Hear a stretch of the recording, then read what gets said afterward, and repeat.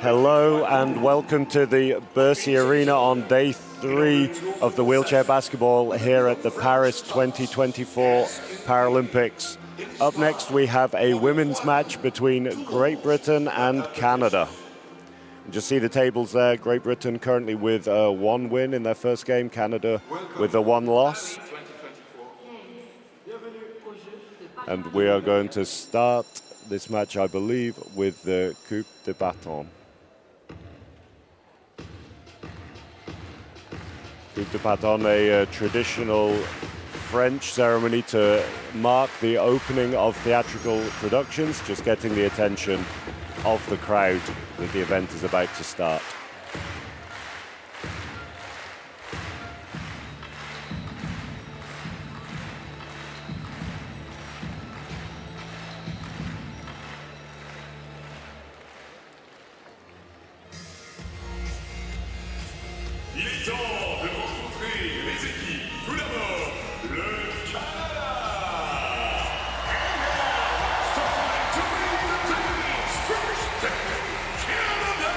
So our 2 teams coming out. First up is Canada with number 4, Rosalie Lalonde. This is her 3rd Paralympic Games. She has scored 18 points in her opening game at 73%. Number 6, Aaron Young, her 3rd Paralympic Games as well. 10 years in the Canadian national team. Cindy Wallet, the most experienced of this squad, 6th Paralympics for her.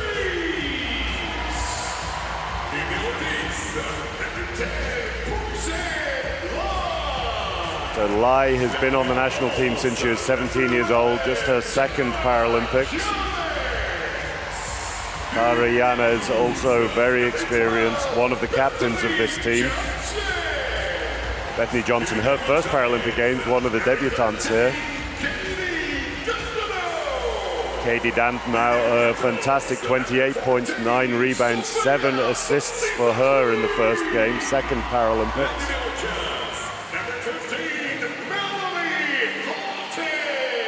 Horton coming in here, has played pro in France and Italy. This is her 3rd Paralympic Games.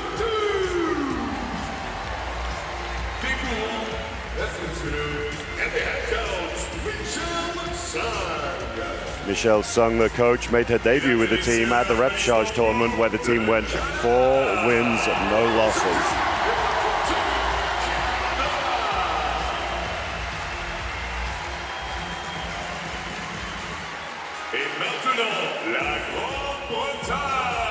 So introducing our Great Britain team here.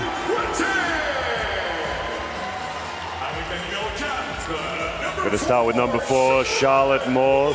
Played professionally in Spain the last few years at her 3rd Paralympic Games. The next to the 1-pointer, Sophie Carrigill, also played professionally in Europe, although in Italy, her 3rd Paralympics.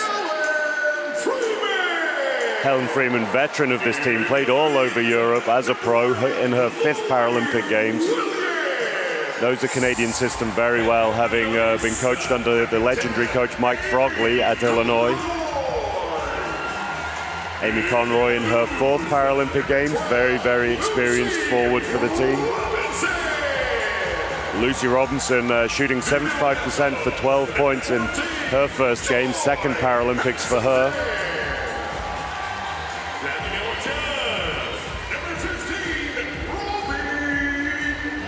Robin Love, one of the standout performers so far, 16 points, 19 rebounds, 5 assists in her first game. Canada are going to have to be aware of her threat.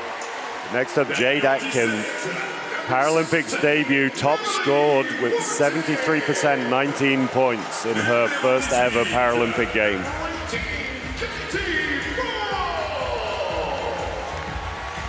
Katie Morrow, 2nd Paralympics, also played for the team in Rio.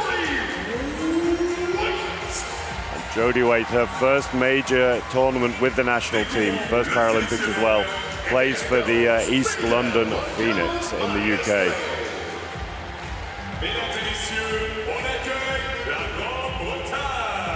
Coach Miguel Vaquero very experienced coach in the club game, very involved in the Ilunion team in Madrid. And we go into the national anthems of both teams here. L'hymne national du Canada. Ladies and gentlemen, the national anthem of Canada.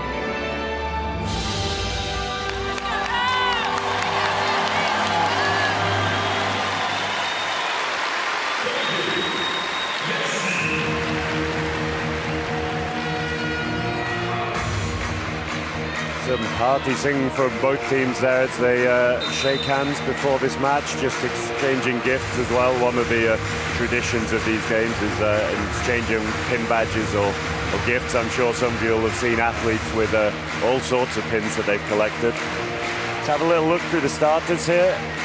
Familiar lineup for Great Britain. Sophie Carrigal, the captain, starts alongside Laurie Williams, Joy Hazelden, Robin Love and Jade Atkin. Just having a look at Canada, we have Rosalie Lalonde, Cindy Wallet, Lai, Katie Dandenau, top scorer from the first game, and Melanie Horton.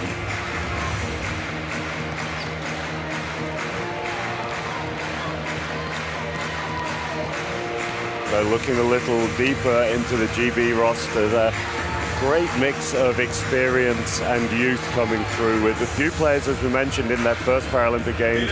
Maddie Martin, someone who came in very, very effectively there with her defensive pressure that she could create as a three-point player.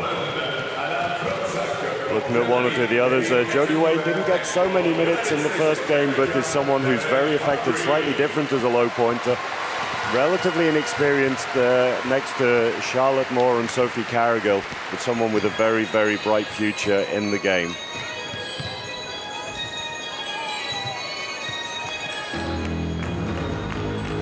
So, the team's just starting to go to the benches now. Katie Dandenau for Canada's just taken one extra shot before she joins her teammates. Canada are going to have to be very aware of the threat that Great Britain poses. As I mentioned, Jade Atkin in her Paralympic debut dropped 19 points. That's something that Canada may not have scouted before the tournament, so it's essential that they pay attention to her. The biggest threat for Canada is potentially going to be the balance of Great Britain, with Robinson, Love and Atkin all scoring double figures so far. Canada, there's been a lot more focus on Dandenau. She was far and away the top scorer in the first game, with Rosalie Lalonde with a very high 18 points. She's someone who's developed her outside game a lot over the last couple of years. Like when she first made this national team, she was a lot more about the fast breaks, about the aggressive defense and scoring those layups. That outside threat is another string to her bow, though, now that's becoming very, very dangerous and something the Great Britain team are going to have to be aware of.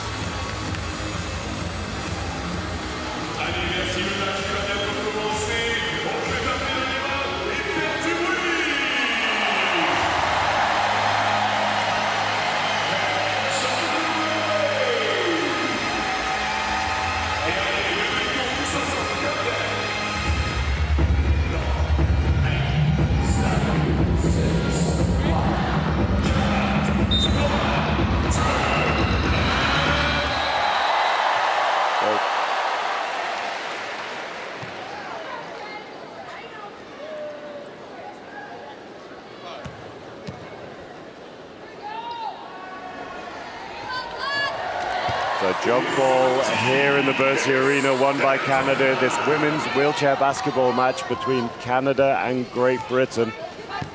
Ouellette starts with the ball, lots and lots of crossing to start the game here from Canada. Just moving that defense. I imagine trying to find space for Dandenau. Kicks to Ouellette, early shot, this one just wide. Nice rebound by Love. She picked up 19 rebounds in her first game. She's definitely very, very strong in that position, and the ball is in Atkins' hands now. Love behind the screen. Aggressive defense early by Horton, jumping very, very hard. Hazelden open in the middle. That one's just short. Rebound by Williams this time. Nice pick by Williams, opens up in the top. No foul called. Hazelden does great to hold on to the ball there. Little fumble by Atkins. Regains her composure. Shot just ever so slightly rushed though. Scoreless in the first minute here in the Bercy Arena. Dandenau with the ball in her hands. We're going to see a lot of that today, I'm sure. Lai rolls to the basket. Tough pass over the shoulder of the low pointer. In wheelchair basketball, low point players tend to have slightly less core function, so the rotation, the ability to catch that ball over the shoulder, difficult, especially when you've got someone as strong as Williams pressuring from behind. Three-man press from Canada here, down into a two-man now. Looking to pick up Love full court. Williams does well to break.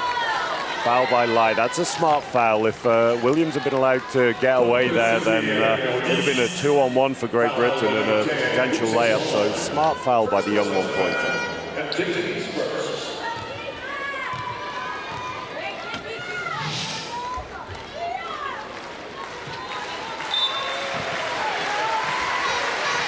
Hazelden cut down the middle, another foul by Horton this time. Hazelden showing her explosive speed there, just isolating the lower classification player in the middle, and Canada done well to switch that up and put Ouellette into the middle, just to take away that isolation play. It's going to be Love behind the screen early, picked with Williams. Hazelden open in the middle, this one doesn't drop either. Nice rebound by Lai and a long pass by Dandenau. Carragill's done well to recover and just get in the passing lane there.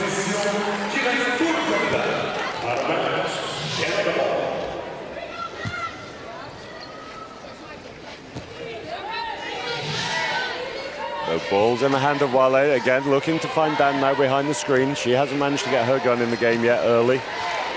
GB doing a great job just trying to keep her busy, keep her out of the game. Looking for the three here, no. Under a lot of pressure. That one was tough. Pressure from front and back there. Very, very difficult shot to get. Similar setup again from Canada here, just with a 2 to 3 man hustle, just making sure that GB don't get any quick inbounds. And again, the pick and roll between Atkin and Williams.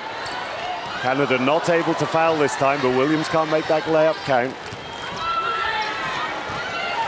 Ouellette's clear layup here. That doesn't drop either. Both teams showing a few nerves here early. Experienced players in Ouellette and Williams missing those shots. And Williams can't just hold up the ball there. He said a little bit of nerves perhaps from both teams. Both know how important this game is to their potential crossover opponents later in the tournament.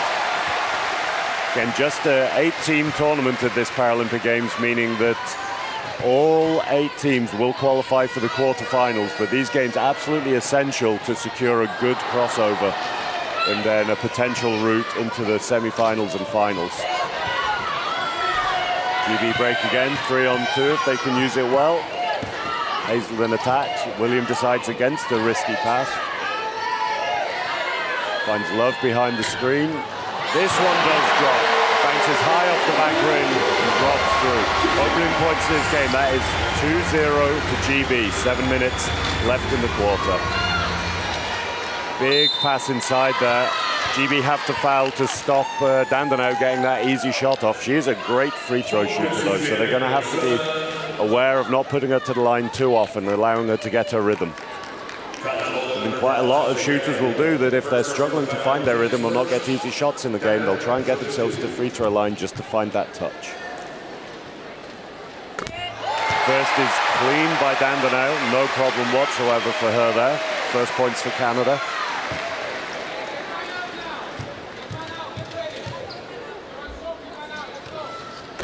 Second is good as well. See, she's a really grooved routine from the free throw line there. Dandenau spins the ball out, bounces it 3 times. Exactly the same every time, same timing. Really, really efficient. Nice pass ahead, difficult for Williams. Decides against a risky layup. Pulls it out. Open shot for Williams, she knocks that down. 4-2 to Great Britain to open this game.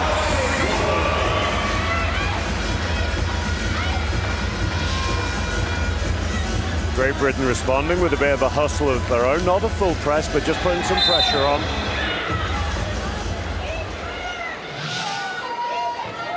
Wait and see which way the referees called this.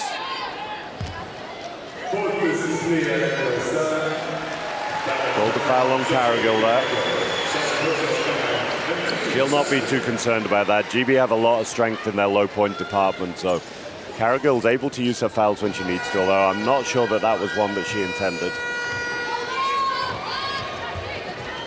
GB playing a very high line here, very aware of where Dandenau is, switching all the time to try and keep a match up. Atkin on her here, so matching up with size. Chasing her very, very high. Wallette behind the screen, no drives. Doesn't get a difficult shot to drop there. A little off balance, a little bit of a difficult angle as well. Picks by Hazelden and Atkin, gets Williams free. Love keeps driving, found on the layup. Tough one, just off the ring. Nice recycle by GB though. Need to just space out, find their balance here. 4 on the shot clock, Williams needs to put this up. She does, and it's just off the back ring, and Canada are breaking again here. Dandenau can set the pick. Doesn't quite lie, does really well, just causing disruption there to the GB defense. And again, you see Cargill here just chasing Dandenau, making sure that wherever she goes, there's someone on her foot plates. No easy looks. Wallette knocks that one down. That's a danger, having so much focus on one player, on really chasing them down, but if you're not aware of where other threats like Wallette are, they'll knock those shots down. GB breaking the hustle with ease. Williams again decides against the difficult layup. Turnover from Great Britain. That was a challenging one. And Williams may have been better off trying to get that shot up, but it was a hard one at speed. Dandenau just taking her time. Finds Wallette on the layup. I thought she might pull the trigger there, get herself in the game early from just above the free throw line, but very unselfishly finds her teammate and feeds that through.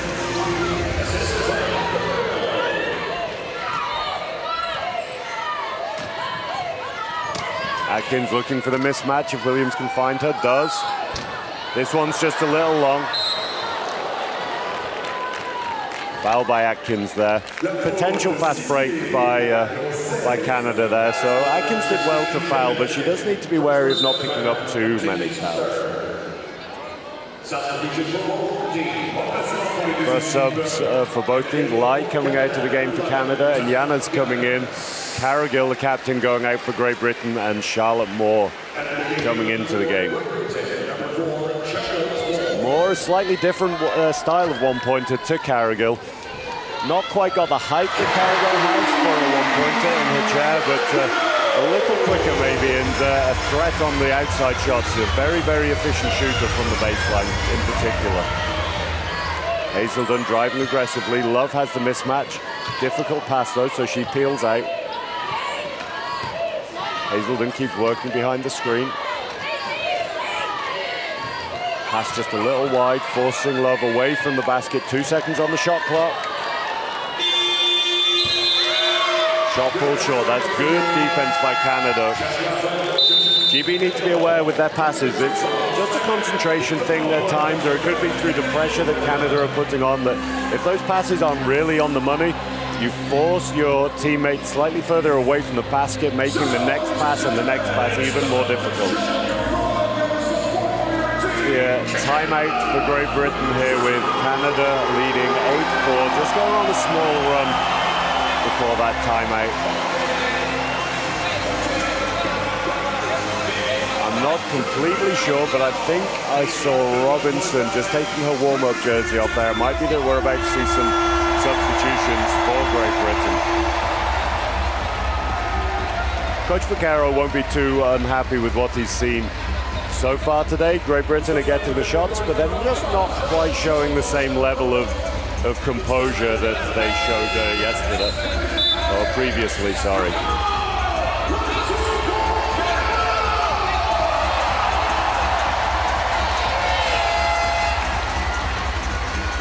Celebrations from the Canadian bench there. That's going to be key. That dynamic and that support that you get from the bench when you're playing makes such a difference. Even in an arena with an atmosphere as good as the Bercy Arena here in Paris, it's great when you can hear the support from your teammates all the way through the game. Wallet brings the ball in transition, finds Dandenau for three. She's just a little short. Wallet aware how important it is to get her teammate going in this game, trying to get some early open shots for her. A lot of pressure again from Canada, not giving GB any easy options. Oh, nice little pass between Robinson and Love. Robinson had the opportunity for the fadeaway there.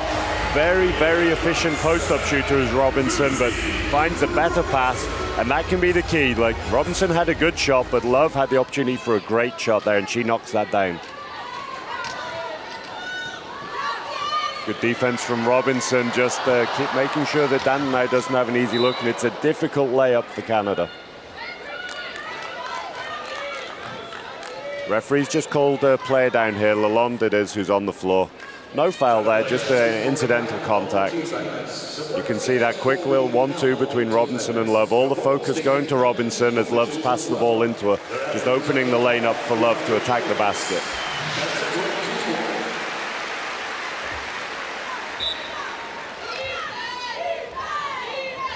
Hustle still from Canada here, just making it hard for GB to progress up the court. Nice dump back. Shot doesn't quite drop. Williams almost gets the rebound, but Canada tip it out. We've seen Great Britain use that offense a lot, where the low pointer drives towards the baseline, isolating the forward on defense, tipping the ball back to their own forward for the mismatch. Doesn't quite drop though, and that shot from Moore on the wing also doesn't quite drop. Great cut by Lalonde, just opening the lane up for Dandenau there, and she knocks that down. Very, very efficient scorer from her positions. First field goal of the game for Dandenau. Second, sorry. Wallet just jumping in the passing lane there, can't quite control it though.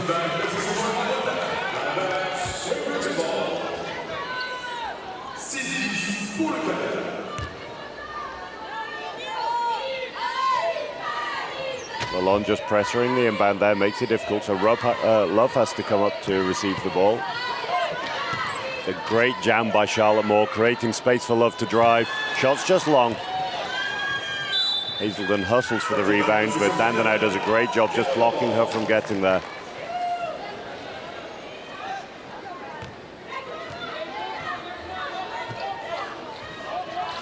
Dandenau again, and you can see how high this GB defense is, trying to deny any open early looks for Dandenau.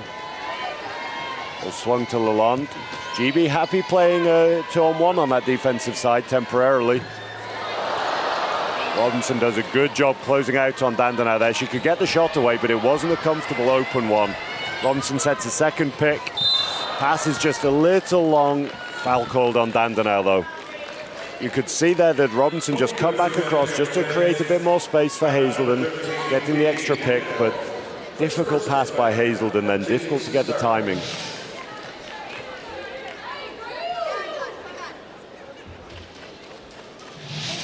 Foul just allows GB to reset here as Hazelden looks to come to receive the ball under pressure from Lalonde. Cut baseline from Robinson, posts up over Dandenau with the fadeaway. She had to get that shot away quickly because Dandenau sits absolutely huge in her chair. Great touch by Robinson. 10-8 to Canada. Dandenau driving all the way through, taking a lot of focus. Long time in the key there, doesn't quite get called as she makes the pass.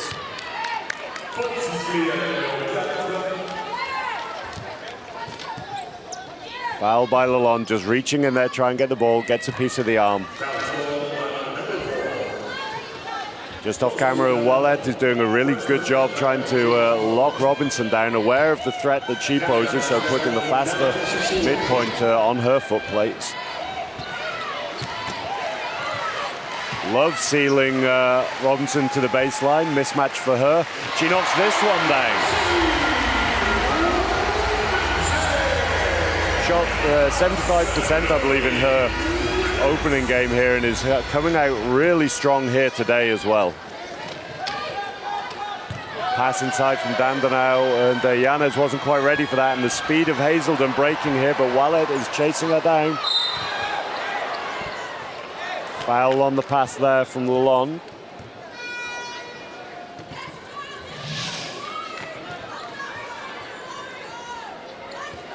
Tried to get the brakes on there, but the maneuverability of Hazelden just making that difficult for her.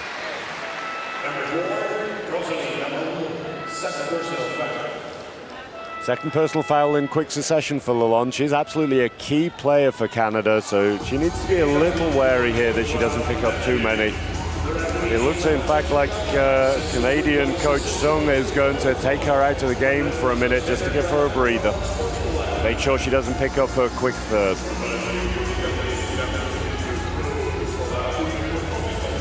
Referees may just be checking if that was an unsportsmanlike foul. It was a foul from behind, but quite a subjective call, I think, because there were players ahead.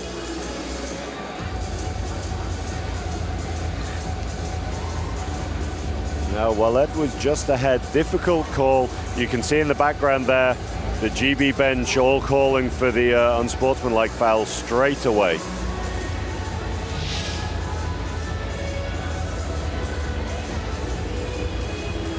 Referees just taking their time to discuss that. Both coaches using the opportunity just to have a discussion with their team.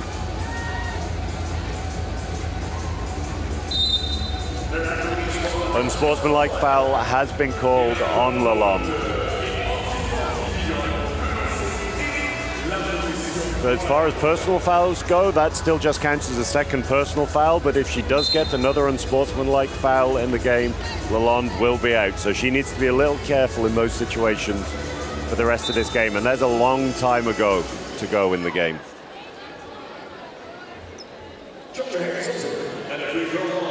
So that will be 2 shots and possession for Great Britain. First is long, but good for Hazelden. That'll give her some confidence. As we said earlier, free throws can be key to getting your eye in the game.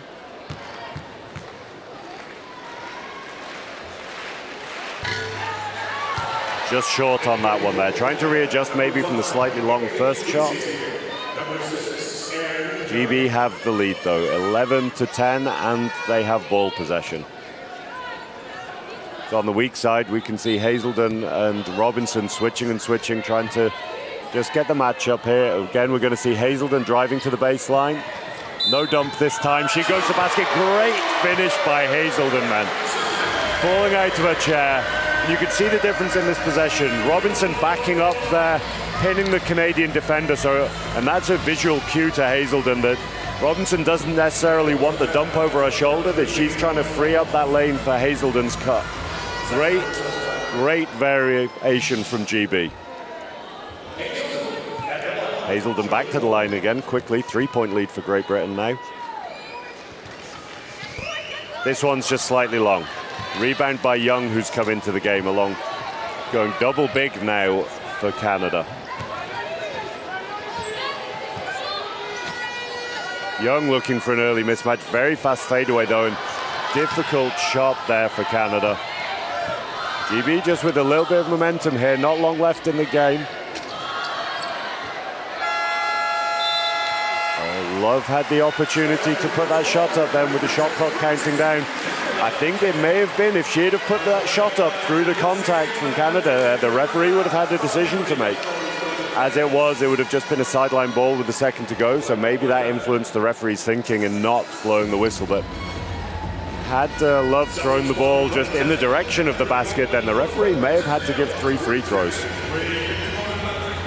Great recovery by Great Britain, though, in this first quarter. They were trailing by up to 4 points at times there, and relatively low-scoring quarter and both teams not quite shooting the percentages that they'd hoped to shoot, but 13-10 lead for Great Britain, and Hazelden was absolutely key in that, drawing the unsportsmanlike foul, making the first free throw, making a very, very difficult layup, and then the next free throw not quite dropping, but absolutely key. And foul trouble can be something that has a big impact on this game. If some of the key GB or Canadian players are in foul trouble early, that forces rotations from the coaches and playing lineups that they might not usually be looking to play so early in the game.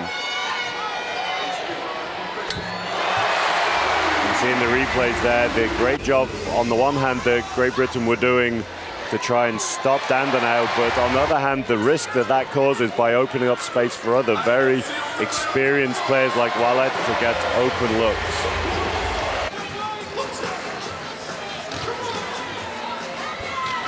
One of the few times there in that replay that Dandenau was able to get a mismatch, and a great finish here by Robinson over the top of the giant Canadian.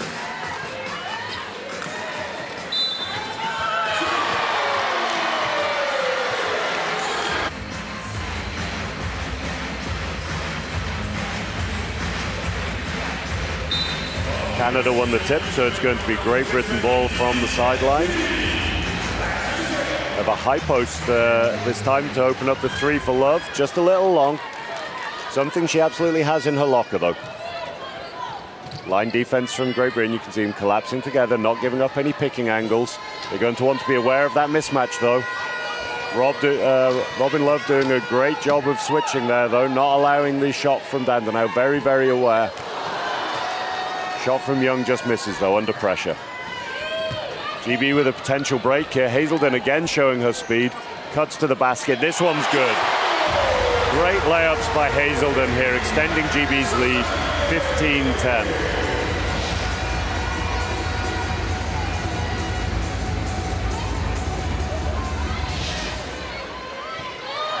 Young bringing the ball down, sitting behind the double screen, finds Dandenau on the mismatch. Again, the help comes from Great Britain, leaving the layup along the baseline there. Difficult balance for Great Britain. They're very, very aware of how hot Dandenau can run and getting her stop, but they can't afford to give up wide open layups. Those shots need to be under pressure. Robinson cuts through, similar position to before. Again, the 1-2 with Love. This one doesn't drop though, and Young picks up the rebound.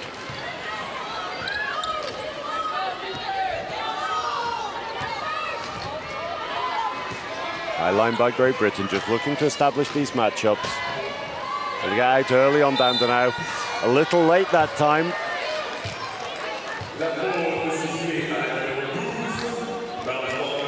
Contact from Robinson there. It could have been called on Robinson or Hazelden, I think, from up here, but it's again putting Dandenau to the line, and she's 2 of 2 so far today.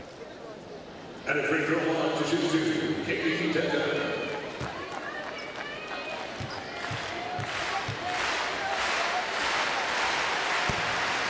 First a little flatter, a little long.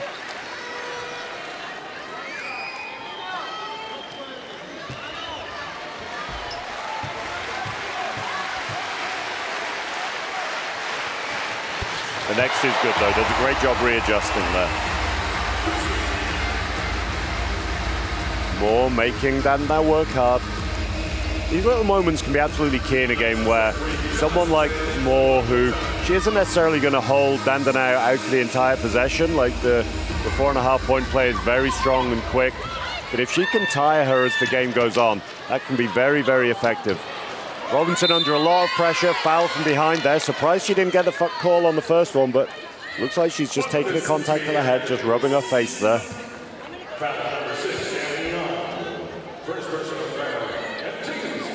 Robinson just taking her time to compose herself as we see the contact here. Just comes down, little poke on the face there. You just see the hand of Young just coming down as Robinson takes her time there. Finger in the eye, I think.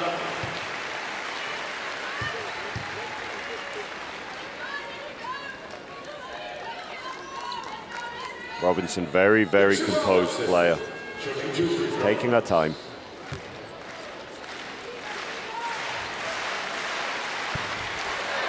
First a little long.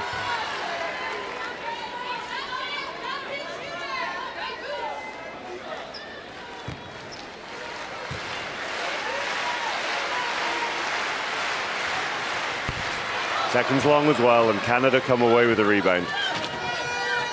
Good pressure by Great Britain there, forcing the turnover. Foul by Canada.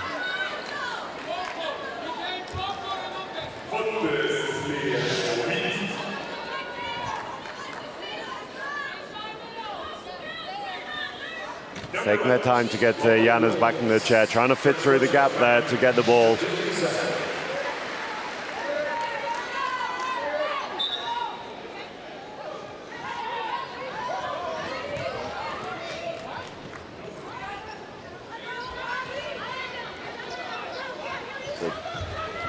The Great Britain coach here looks as confused as I am right now as to what was called there.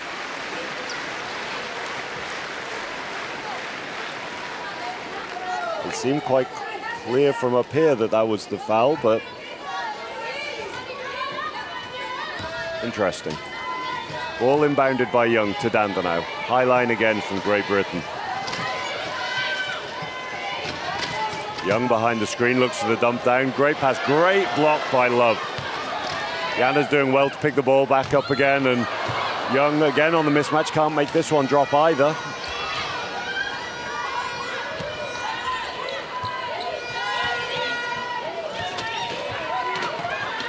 Pick by Love, frees Hazelden, uses her speed there as Williams does a great job getting Robinson inside. Foul by Dandenau. She doesn't look like she agrees with that call, I think it's fair to say.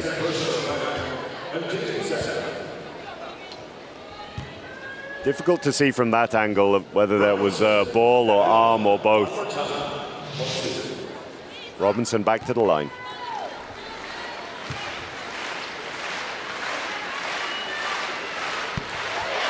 First is good. That'll do her confidence the world of good, having missed the 2 previously. As I said earlier, very, very calm customer, Robinson. Second is long, almost gets her own rebound there. Lovely angle on that replay, just to be able to see her swinging for the ball. High line again from Great Britain. You can hear from up here the communication between the Great Britain team. Very, very efficient. Robinson saying that she wants to stay matched up with the bigs. Chasing Young, no easy options here for Canada. Moore does a great job Canada have put up a bit of a prayer and GB come away with the ball. GB breaking, another good pick back by Moore. She attacks, Robinson crossing, creating space for Love, doesn't use it. Williams open on the elbow though, she's taking her time. Very patient offense here from Great Britain. A lot of pressure from Dan now. Canada have to be careful not to foul there. Love puts the floater up, it doesn't drop, a rebound by Williams. Very composed. Robinson sealed in over the top, a lot of contact. Big steal by Dandenau in the passing lane there. Race between Hazelden and Young. Hazelden showing her speed there. Dandenau has the mismatch in the offense here. Is she going to look to take that? No. Jumping her chair, just showing that she's locked down. First foul for Charlotte Moore there. Just leaning into the Canadian cylinder, but Dandenau making it very clear, leaning back, that Charlotte Moore is in her space, she feels.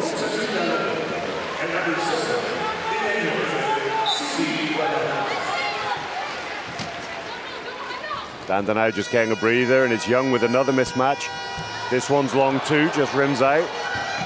Struggling a little from the field so far today. Very, very experienced player though, so I'm sure she'll come good as the game goes on. While Ed hits the deck, I think she may have been looking for the foul there. Referee was right next to it and he was not at all interested in that. We're just going to see that again here. I'm not quite sure how well Ed landed that way, but there's a nice composed shot. That's something that could have really distracted Robinson there, having the player lying there waiting to see what the referee was going to do, but she was absolutely laser focused on the basket.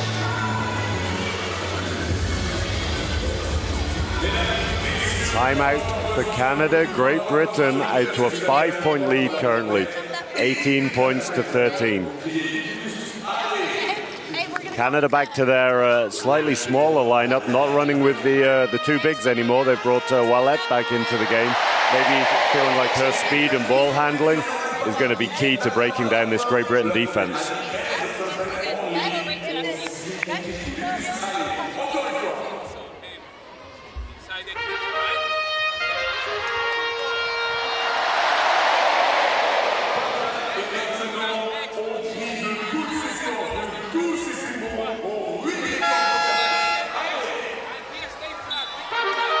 Coach Vaccaro just highlighting where he wants to pick second in the GB offense, make sure they're getting all of the looks that they want. And we can see that battle between Moore and Dandenau here. Moore absolutely not backing down to the bigger Canadian.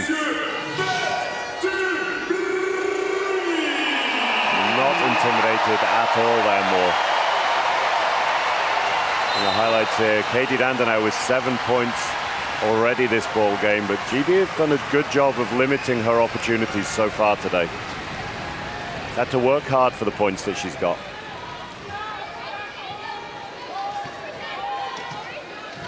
Shot from outside from Lalonde. This one doesn't drop, and Hazelden has a break. Great pass by Love to find her. Hazelden just corrects her angle. This one just rims out though. Foul called on Williams there. I think initially there wouldn't have been a foul there. She had her hand cleanly on top of the ball, but as a Canadian player just turned her back, Williams continued fighting, and that just meant it became an arm contact at some point.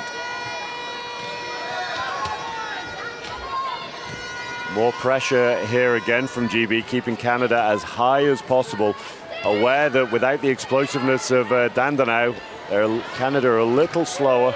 Good pressure by Williams, gets in front of the shooter before the layup can go. It's a good chair position. Rushed offense from Canada. Canadian coach Sung looking for a foul called there, but referee's not interested. Numbers here from Great Britain if they can attack it. More open.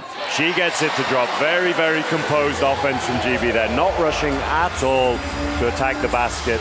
Taking their time. Finding good spacing. Another foul by Moore there. Smile from Ouellette. She's used to the rough and tumble of this game. Very aggressive competitor.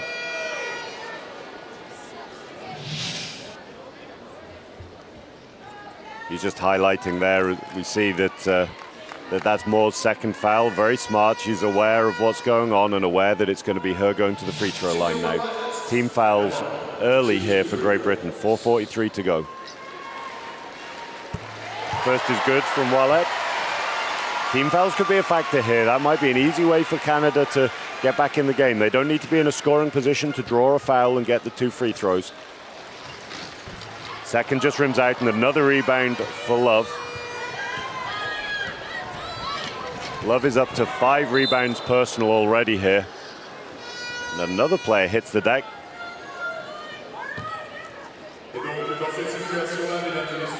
Referees just said that that's an incidental contact. Raise of the eyebrows from Hazelden, but GB coach Vaquero indicating he's not convinced it was just incidental. That's not going to rattle Hazelden though. Very, very composed athlete. Again, you can see Robinson backing in, just pinning the defense. Beats Young to the baseline, but a lot of pressure from Canada means that Moore can't get the pass off. Good fight from Williams there. Finds Love on the mismatch. She knocks that down. That's a big offense for Great Britain there because they had the potential layup. But great defense from Canada stopped the ball from getting there. Sometimes when you get beaten on a cut like Young did there, just one-on-one, you're reliant on your teammates to help you out. And Canadians did a great job from the point, just smothering that pass.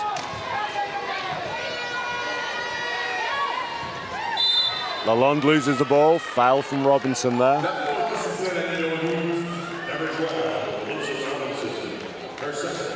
Her second personal, and again, she needs to be careful. The second personal won't worry her too much. There's lots of strength in the GB forwards, all of them shooting very, very well already here today.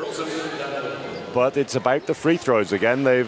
Canada weren't really in a scoring position, and GB have put them to the line for 2 more free throws. First good from Lalonde.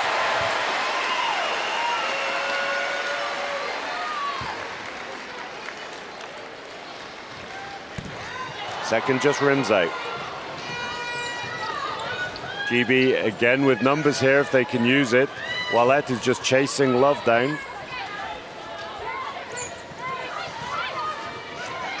GB struggling to find the mismatch here. Young doing a good job staying matched up. 4 seconds to go, ball in Love's hands. She just takes it off the back ring there, unfortunately. It doesn't quite drop.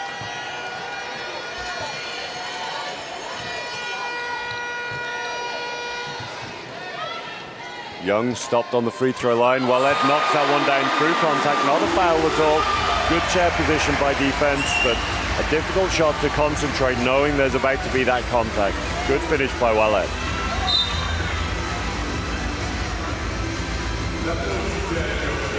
Foul called on Lalonde for on the arm. That is her third personal, and that's going to force another change for Canada. They don't want her to pick up an early 4th.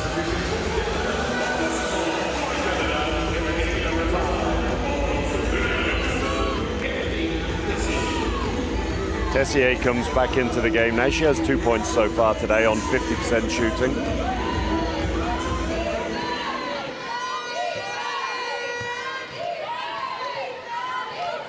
See the chair position from Robinson, what she wants out of this situation, just pinning the forward.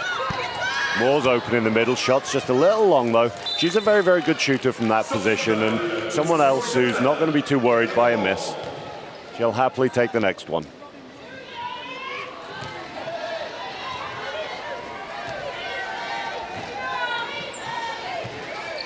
High pressure from Williams again, chasing Young around.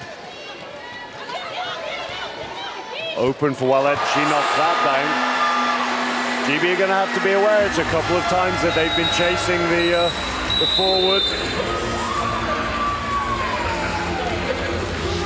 So I was saying a couple of times there that GB have been focused on chasing the forward around and have left Ouellette open, and she's too good a shooter to have that much time. We see the celebrations from the Canadian bench there. timeout for Great Britain, and they lead 22-19 here in the second quarter. 2 minutes 40 to go in this half.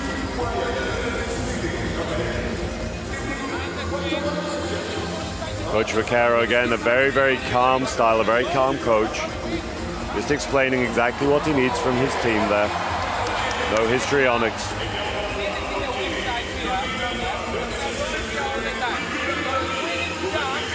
And talking about where he wants his forwards to attack here, I think not just pinning the forward to allow the defensive forward to allow the cut from Hazelden, for example, but making sure that they're in a position where they can spin out high and potentially get that elbow mismatch if Canada can't stay matched up. You look at the score, it's very even scoring spread for Great Britain so far, with Robinson on 7, Hazelden on 5, and Love on 6. Williams and Moore also chipping in with 2 each. Look over on the Canadian side, it is Wallet with 9 points and Dandenau with 7 points are the two focuses here. Tessier also has 2, and Lalonde has 1 from the line.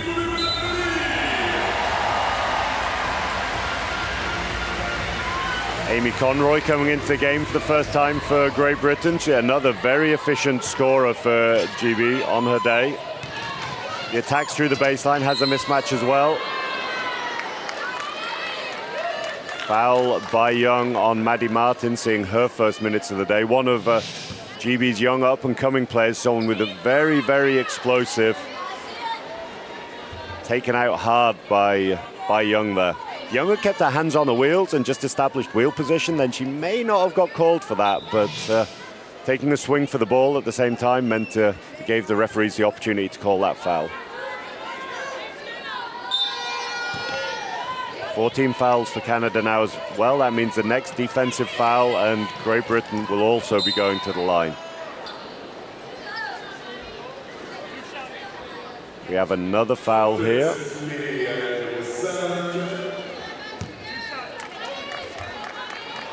Foul called on Tessier, that's her first. And that will see Maddie Martin go to the line. Been in the game about 10 seconds and hit the ground hard twice already. First free throw's a little long.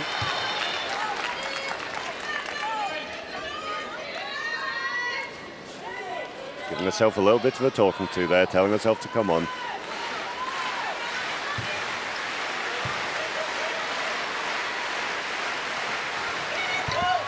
First one's just slightly left, and pressure straight away from Great Britain.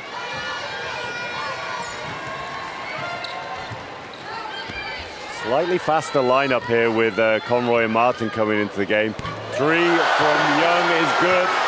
That ties the game up 22-22 with 2 minutes left. Very confident shot from Young there. She hadn't made a shot yet in this game, so to come down and take that in transition just shows the confidence of the player. Conroy finds Love on the mismatch, under pressure, doesn't drop, but GB get the rebound. Conroy behind the screen, under pressure from Young. Finds Conroy inside, she knocks her first shot down.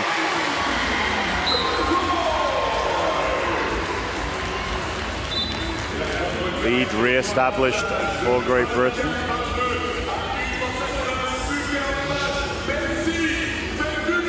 You see that three-pointer again, very, very confident. GB just switched off for a second. That's the first time either of the Canadian forwards have really had that much space from the three-point line.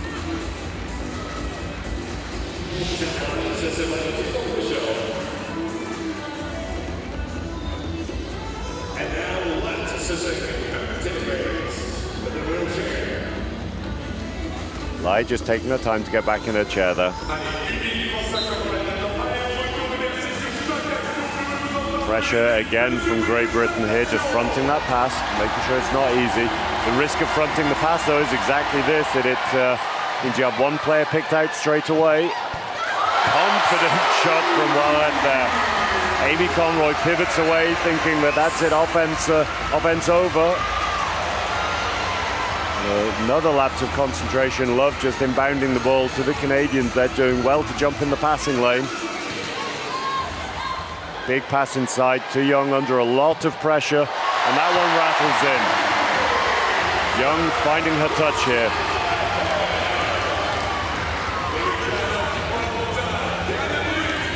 Looking to back pick Young, try and take her arms away a little bit. Maddie Martin working hard to get that back pick.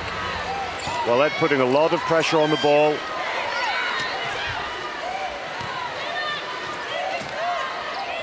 Canada just stepped up the aggressiveness of their defense a little here. They need to be careful. There's a lot of contact.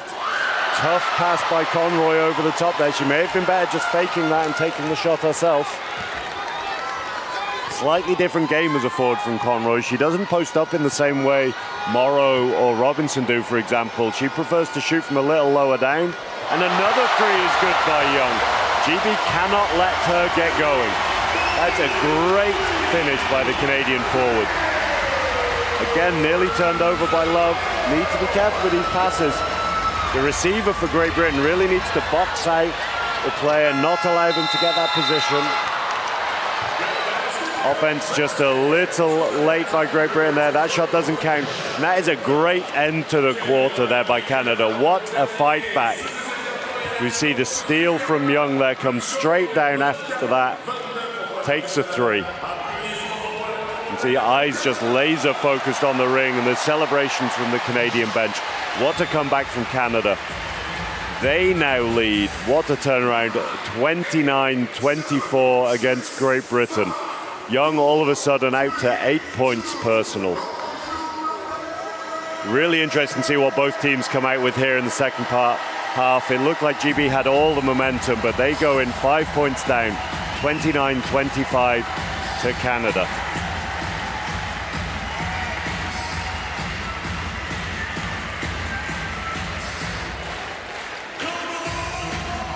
Take a look at the statistics here. Canada shooting 38% as a team. They know that they can shoot higher than that, but they've hit the shots when they've needed them. Coming back very, very strongly there in the second quarter. The three-pointers, particularly for Canada, they shot 47% field goals overall, but 2 of 2 from the three-point line in that second quarter. You see shots from Robinson there with Wallet lying on the ground having a word with the referee as Robinson takes a composed shot, and more as well from the baseline. But the story of that second quarter has been the comeback from Canada. Really, really strong and great shooting by Young in particular to end the half. We are going to take a short break here as we leave you with these highlights from the first half. Scores stand: 29 points to Canada, 24 points to Great Britain.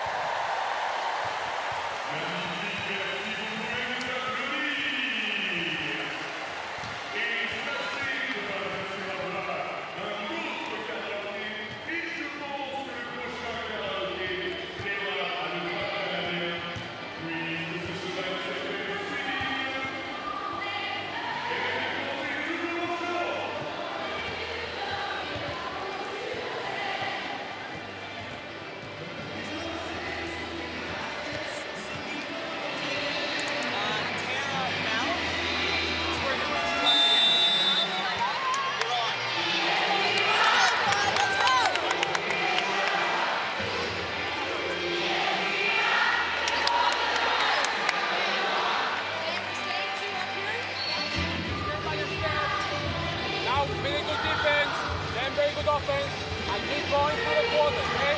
So step by step. We are on defense, Sophie. While they play with the 2-4-5, let's stop high. Let her in contact. I don't want her going around, yeah? Weak side with Ari down. Be aggressive. Welcome back to the Versailles Arena here at the Paris 2024 Paralympic Games. We have a great wheelchair basketball match here between the Great Britain women and the Canada women.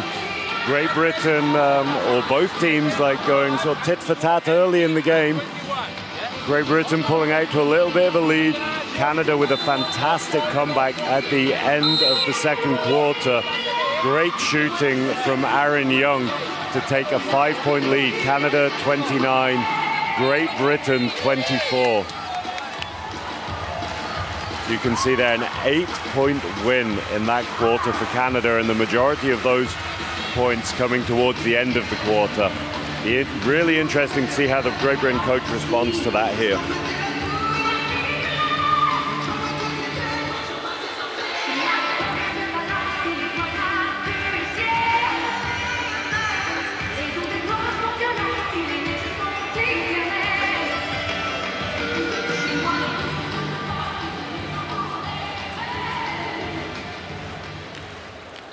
Canada continuing with the lineup that finished the second quarter. Great Britain back to their starters with Jade Atkin back into the ball game. Young opens up with the three straight away, and she knocks that down. Great Britain had to be aware of that. Young came out absolutely firing at the end of the second quarter, and the last thing Great Britain wanted to do was allow her to continue that momentum here in the third. She knocks down her third three-pointer in a row. Hazelden looking to attack the basket, just outnumbered there, takes her time, very composed. Finds Atkin on the mismatch, got to be careful not to be fouled here. Nice rebound under a lot of pressure, Atkin there. Cargill just helping Atkin to get back into the game. Aaron looks for another three, or threatens it at least. Pressure from Williams from behind. 3-on-2 for Great Britain here. Cargill needs to attack, she does. Seals love in at the baseline, pass is just too long from Williams though.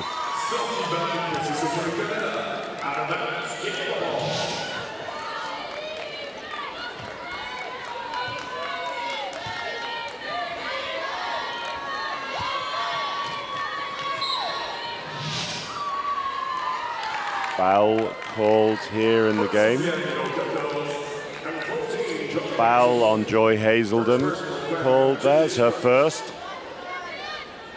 So Williams extending on Young here all the way out, not letting her get another open look.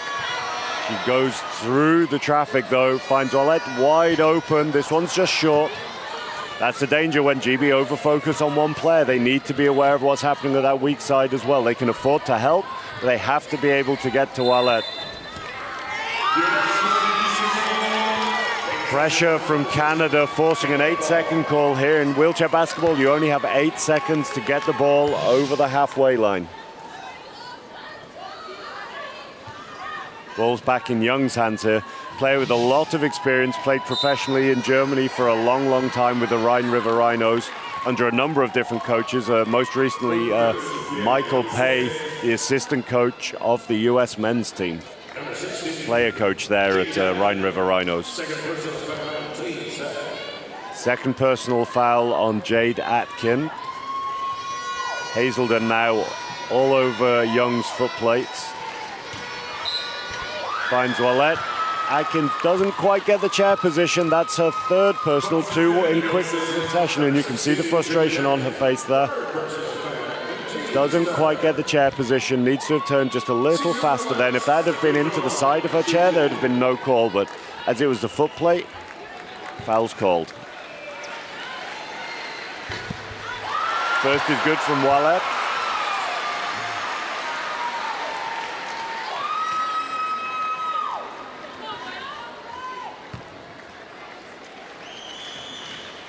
And the second. Canada starting this quarter as they continued the second.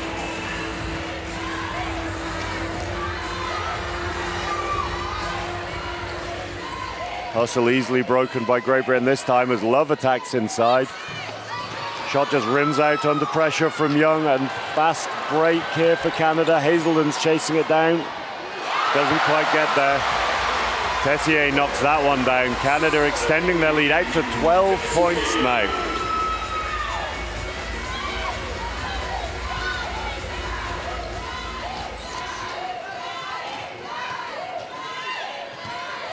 GB need to be careful. They can't allow themselves to get in too much of a hole here.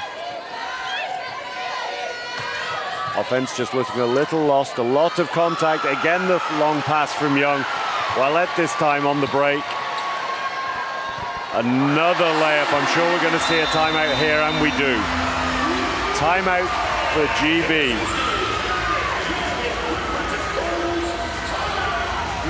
GB 0 of 2 from the field so far here in the third quarter.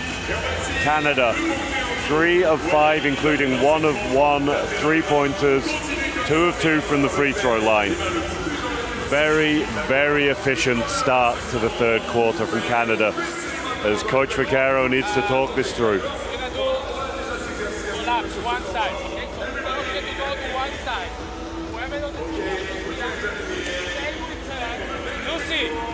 talking through the offense, and from what he's saying there, it sounds like he's bringing Lucy Robinson back into the game. She's played very, very well so far. She is on +7 so far for the game. The only GB player currently in the plus. She's shooting 3 of 5 from the field. 7 points so far for her today. GB in the 14-point hole here need to do something to try and wrestle this momentum away from Canada.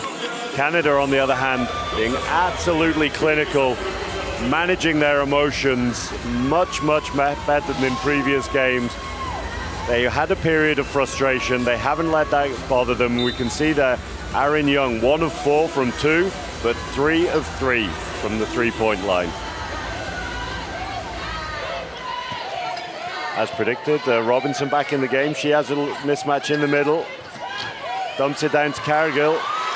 Pass was just a little late coming to Robinson there. She had the position, needed it before Young could switch back to her. Playing into Canada's hands a little at the moment. Lots of pressure out on Young here, though, not letting her get any easy looks.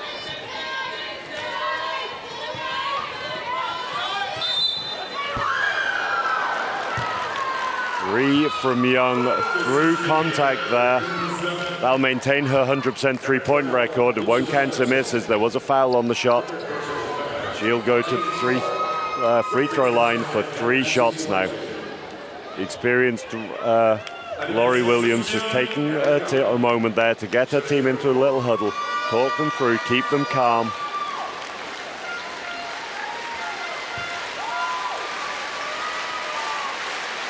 Young at the free throw line, her first free throws of the day.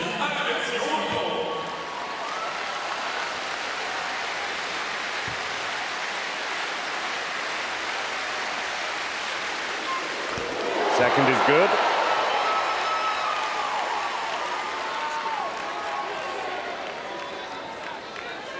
See the veteran Helen Freeman in the background there, just encouraging her teammates. Third is good from Young as well.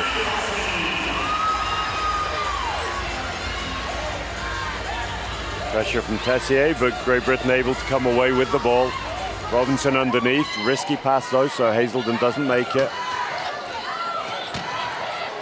Canada doing a very, very good job. The pass is just coming a little late to these mismatches. Nice shot off the glass from Love there, looking for the call. Frustration on her face there, looking for the call from the referee. She certainly felt like she was fouled there. Williams with a high extended defense on Young, chasing her all the way around the screen. Not concerned about letting Hortons roll, because that's a smaller player. Tough pass. Another foul called. Difficult, quite a subjective call there. Hazelden was in front of Wallet, but she was still moving, so it's a difficult one for the referee to call there. Vaquero just questioning it and just pointing to the other end of the court, maybe suggesting that he'd like to see that called the other way too. Slight delay here as Wallet goes to the line.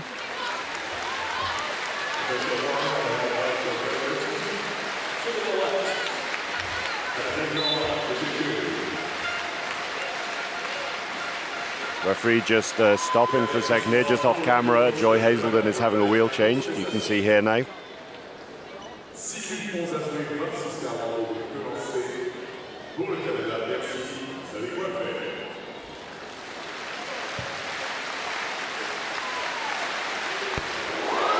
First is good by Wallet, absolutely clinical from the veteran.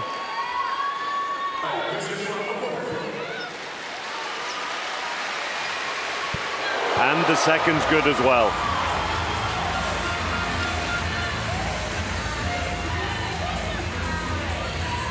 Pressure from Canada here, not designed to steal the ball, just designed to take some time off the clock. Foul called on Young here. Young also calling for a change of equipment. She needs a wheel change. Number 6, Aaron Young, third personal foul on James Brooks. Aaron Young being assisted by the team official. Again, Great Britain in team fouls already, still with 6 minutes to go in this quarter. That's a long time to play on team fouls, especially when you're trying to eat into a lead. Robinson pinning Young again. We saw that earlier in the game. It is a carbon copy there. Robinson just pinning the Canadian forward, allowing Hazelden to cut all the way through to the basket. Difficult angle for the layup there, a little lower than you'd usually go, but she does really well just with a touch off the glass. So busy congratulating her teammate for the pinch that crashes into Love there.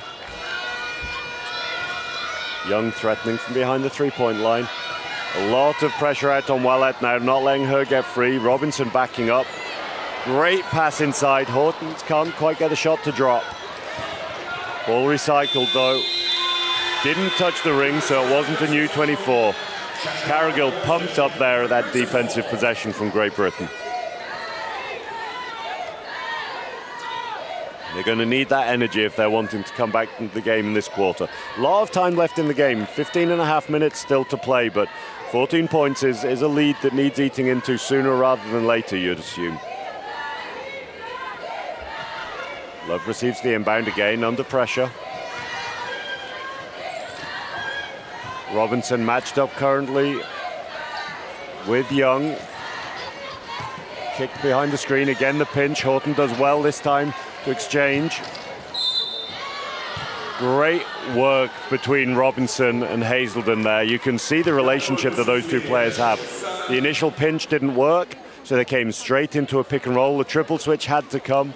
Hazelden just absorbing the contact, making sure she gets the shot up, draws the foul.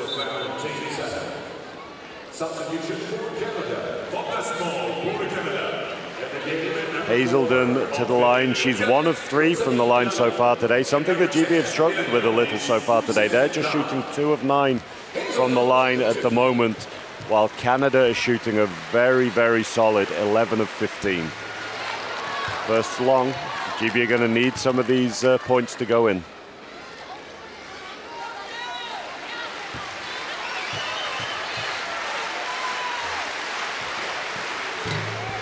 Second rattles and just drops out.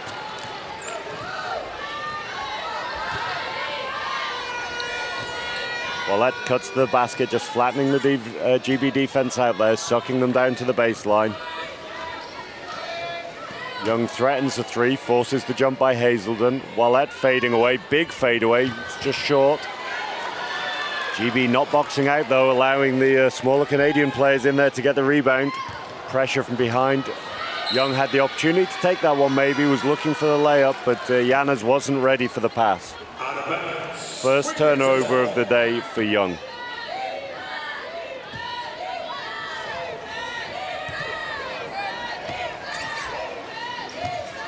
See again, Robinson and Williams this time. Robinson on the mismatch. Double team comes, so she dumps it straight back inside to Williams, knocks that one down, cool as you like.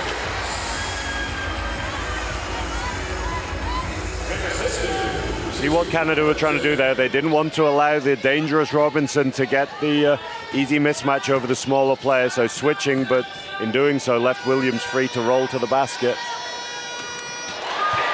Great shot by Young. She is out to 15 points personal now. Majority of those points coming from the three-point line. Pressure again from Canada. Williams needs an outlet, finds it in Hazelden. Again, Robinson was inside on the mismatch, but can't be found.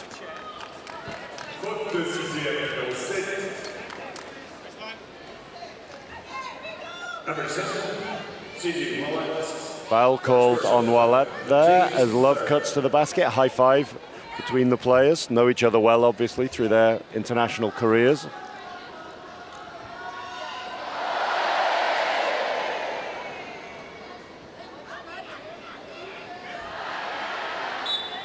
See Lalonde just extending, making it difficult to inbound the pass to Hazelden, so it has to go to Love.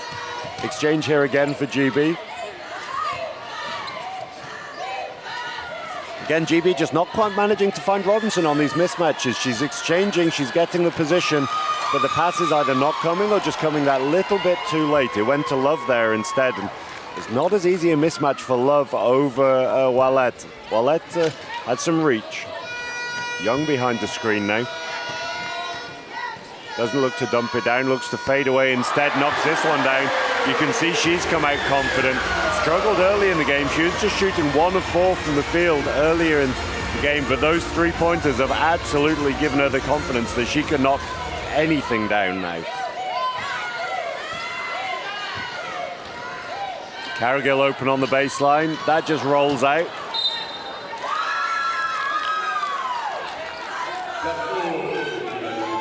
Foul called on Cargill, I believe. A third personal foul.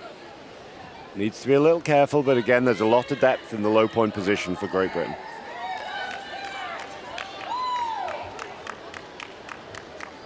The problem with that foul is it was a long, long way away from the basket, and it's put Young to the line, and she is the last person that GB need to give 3 points to at the moment.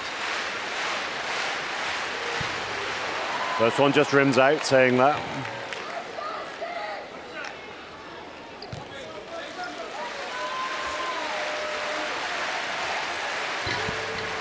Second rattles, but drops.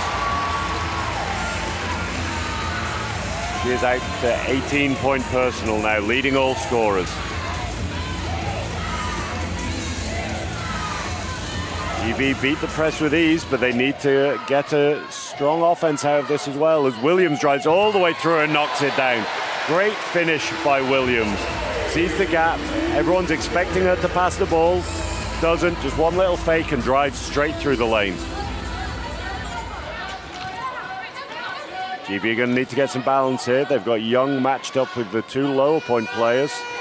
Love doing a really good job playing in between. They're not allowing the shot or the pass. Ouellet from distance, that doesn't drop. GB have a 2-on-1 if they're quick. They need to be very quick though, with Ouellet recovering. Young does well to pressure, doesn't allow the pass. Pass a little too long into Robinson. Williams knocks down another layup. She's come out firing for Great Britain in this third quarter. She is up to 8 points personal.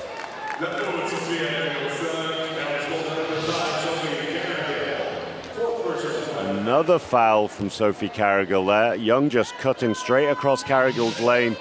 Cargill not able to pull out the way.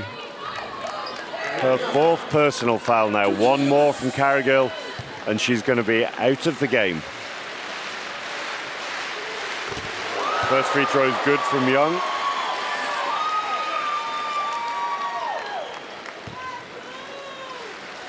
Coach Vaccaro, just off camera, has moved down the bench to talk to Charlotte Moore. It looks like she's going to come in soon as the Young hits the next one, takes her out to 20 points personal now. 5 of 7 from the line.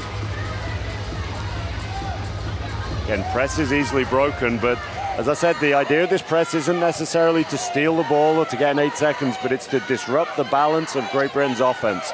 And it's doing that very, very well. Hazelden behind the screen, drives the baseline again. We've seen that a few times through a lot of contact.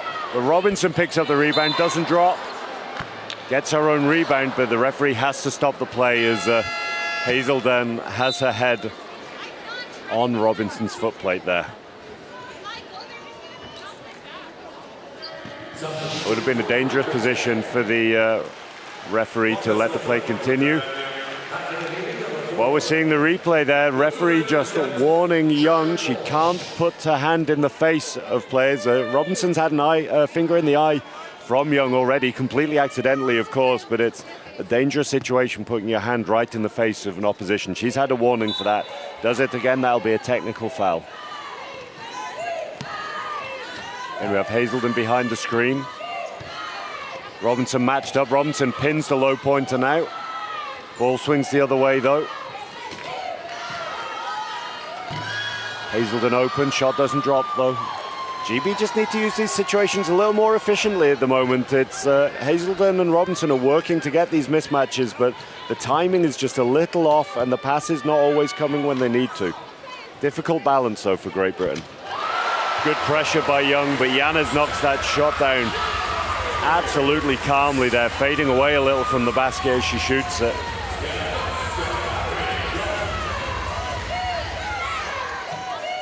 Love cuts through to the basket, where she's being chased though. Again, Robinson spent that whole offense on a mismatch as Love had drawn Young away. Ball doesn't come though. Williams open from the middle. That is long but drops. Key basket for Great Britain there. That is a 15-point lead currently for Canada, but Great Britain could not allow that lead to get any bigger.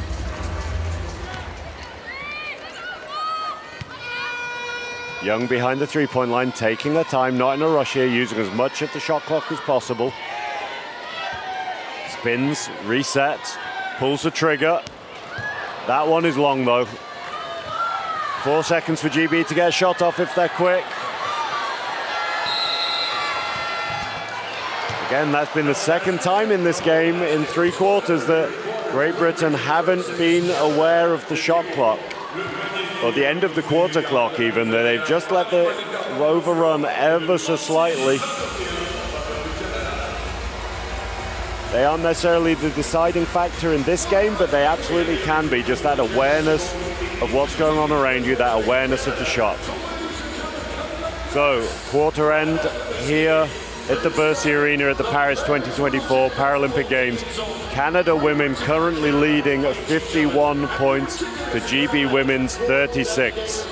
See the statistics here, Canada shooting 41% total, GB 39. The difference in a lot of respects has been the free throws and the threes. 3 from 5 from the three-point line for Canada and 14 of 19 from the free throw line. Very, very efficient free throw shooting, while GB just shooting none of 1 from the three-point line. Don't take so many as a rule as Canada do. But 2 of 11 from the free throw line is hurting Great Britain at the moment. It looked like just as we ended that quarter, Amy Conroy was getting ready to come in. She's someone who has a three-pointer in her locker, so that might be something that Coach Vaccaro is thinking of, that maybe they need some threes in this game, and Conroy would be someone that they could use for that.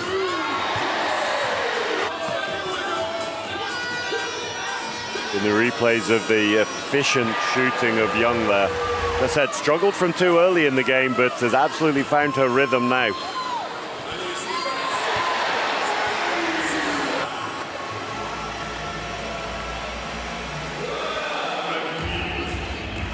As predicted, Conroy into the game here. Conroy's had a long time out with injury this season, plays usually for the London team, the University of East London. Back just in time for these Paralympics though. Nice pick from Williams in the middle, seals for Conroy, can't follow. Hazelden behind Moore's screen, great pass inside. Moore finishes well. That's a fantastic pick and roll between the 2 smaller Great Britain players. Difficult to run when you don't have the height of a forward to pass into or down from. It's a really, really nice play there from Great Britain. Pressure from Great Britain, not allowing Canada to get settled here. Yanez rolls to the basket. Good, strong defense from Love. Can't quite get hold of the rebound though. Tipped, but off a Canadian foot plate and it's out of bounds.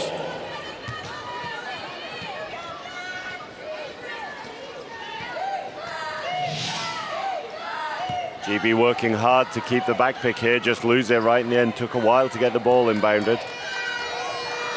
Conroy picking Yanez though, just loses it. As Hazelden attacks the baseline, Conroy's inside. Fading away, just rims out. Foul though on the shot. It's a difficult balance there for Conroy. She wants to make it clear to the referee that she's been fouled there, and you can see her just losing her balance a little bit. Maybe more efficient just to go up strong through the shot and then just leave it in the hands of the referee as to whether that gets called or not. First free throw is just short from Conroy.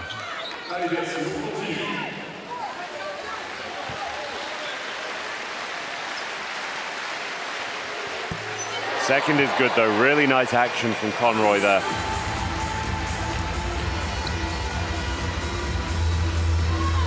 Canada working on the back picks now, holding Hazelden out the game temporarily, allowing Young to attack the basket following the seal. She has a mismatch. This one's just long.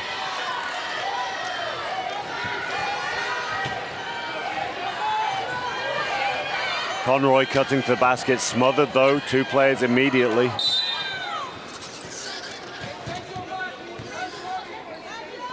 Referees just stopped the game there as the chairs were tangled together. No foul called.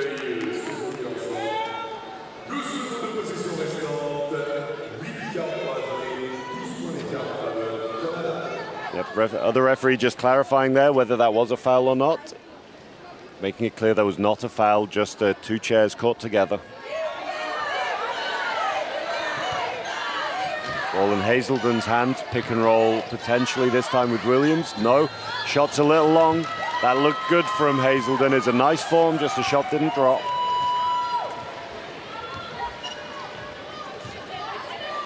Lot of pressure out on Young here. Great Britain very aware that they let her come out firing in the 3rd quarter. They cannot afford to let that happen again here. Drives through the basket, nice pass down, pressure from behind from Williams. Shot clock just runs out. Williams just indicating to the crowd there she needs them to make some noise. They need some energy here from the crowd just to get them going, and a great block there from Williams we see on the replay. Canada just taking the time out there. Great Britain eating into this Canadian lead ever so slightly here, winning this quarter 3-0 so far. Canada won't be too worried. Coach Sung, very, very calm, not worried at all about this little 3-0 run. They know they have a little bit of a barrier, but 13 points, as we saw in the 2nd quarter, a lead can disappear very, very quickly if you allow a team to have momentum. And then we have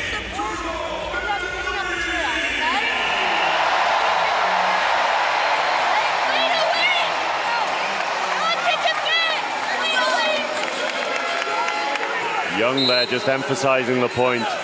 They're not just playing out this game not to lose. They're not just playing out to defend. They need to play to win here. They need to really push. They're very, very aware how key this matchup is in getting a good quarterfinal crossover, avoiding some of the stronger teams in the other pool.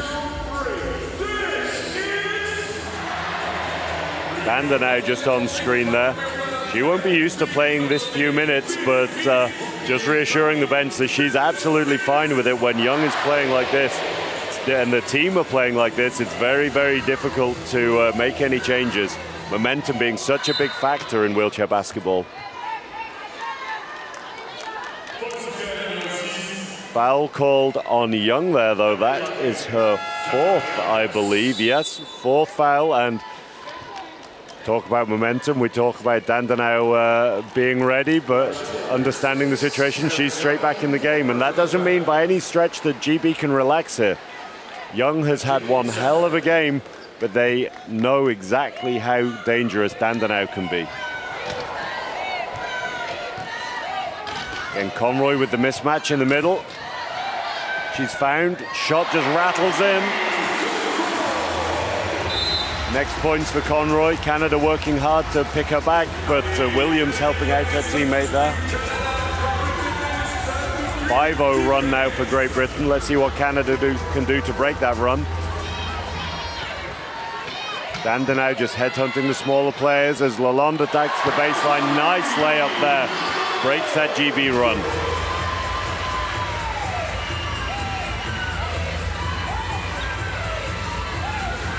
Pressure again from Canada, not looking to steal the ball, just being controlled, looking to slow down Great Britain's offense. They're getting into the offense. They've not touched the three-point line for their 12 seconds left on the clock, taking half the offense away here, but Conroy attacks the baseline, fading away through contact there. No call on that one there. Lai backpicking Conroy just off camera here, so Canada are going to have an advantage here with the bigger GB player out of the game temporarily. She recovers now. Foul called on Williams. Pass was a little short, giving her the opportunity just to fish and get a piece there. See here the pass from Ouellet. It's a little short. Williams gets a tip on the ball initially, but then just the arm of Dandenau.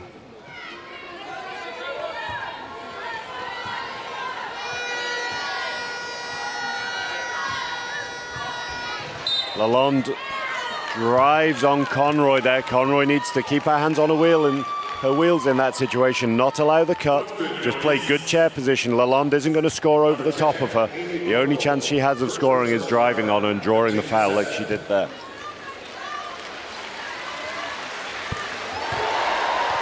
Again, calm as you like from the free throw line for Lalonde. She's up to 2 from 3 now.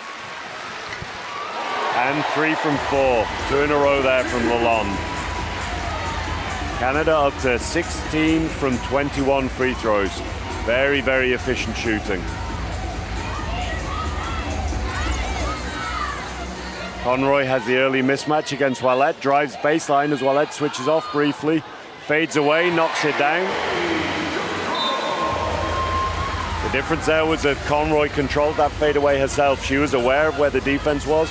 Just used her offhand to pull back on the wheel, create a bit of space between herself and the defender. Made the shot ever so slightly easier for her.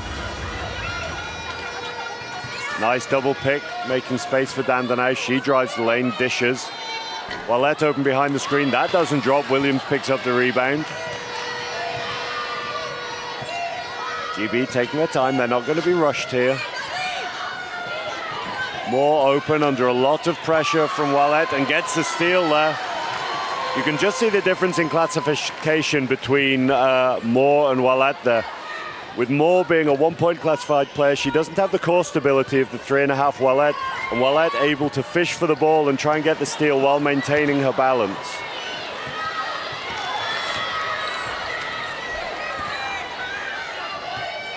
Nice pick by Hazelden.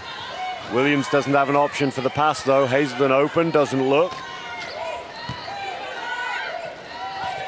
GB's timing just a little off again.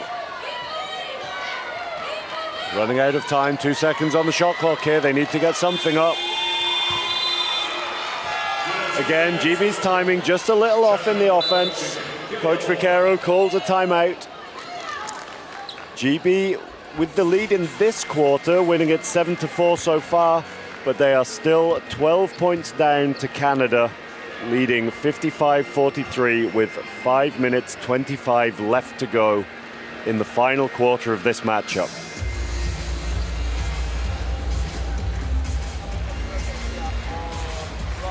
GB with 1 timeout remaining after this. This could become key later in the game if the game gets close.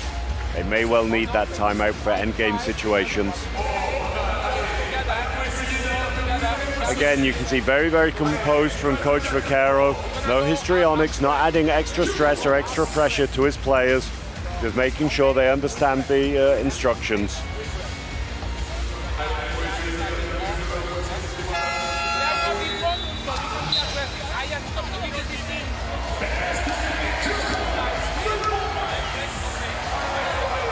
See some of the long passes from Young here, finding a teammate.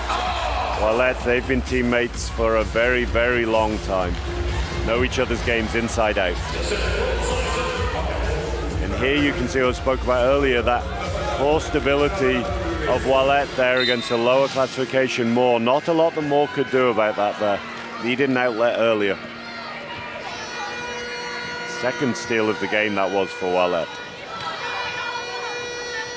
Great pick and roll and the dump down from Dandenau. Yanez doesn't have the lane though, takes her time.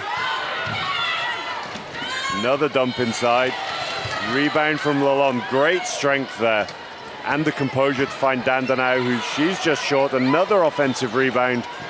Finds Dandenau again inside, just misses again, and strong rebound from Love there. That is exactly what GB needed, that strong rebound. Can't afford to be giving Canada extra offenses.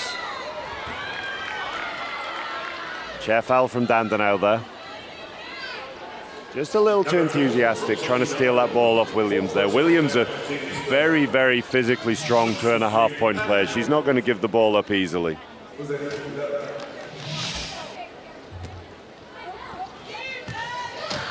Love behind the pick and roll. She's open, doesn't look to take it, waits to find Conroy. Conroy under a lot of pressure there. Shot doesn't go. Love saying that that ball was tipped. Love and Conroy both saying that that ball was tipped. Shot did come out very, very flat from Conroy there under a lot of pressure.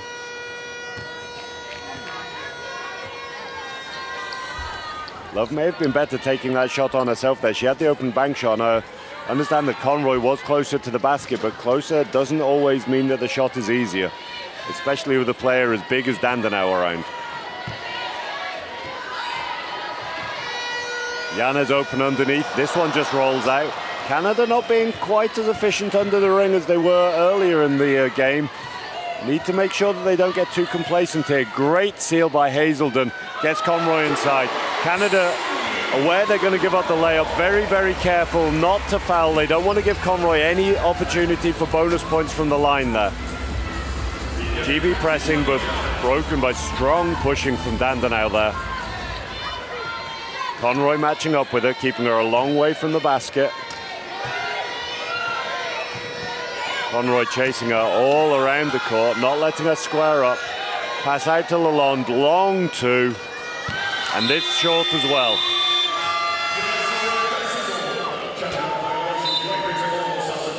Substitution here for Canada. Looked like a timeout initially, but Coach Sung just cancelled that.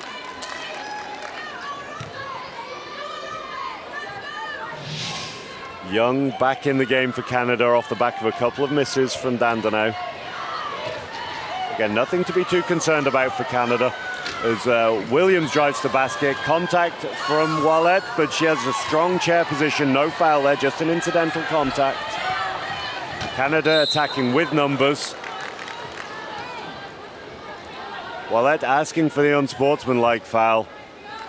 Definitely no unsportsmanlike foul given there. That was great positioning by Hazelden. Square in front, hadn't stopped, so you can definitely call a foul there. But just a regular basketball foul. Good foul by Hazelden. Third team foul for both teams here today. Williams all the way out on Young, not wanting to let her get going straight away again. Love out now. Just shadowing Young to the side, not falling for the fake. No mismatch there. Clock running down for Canada. Conroy's going to need to get out. Big hand in Young's face. That one just rims out. GB off to the races here if they're quick. Great pick by Conroy. Opens the lane up. Hazelden unselfishly dishes it into her forward there. Conroy knocks that down. Lead is down to 8 now.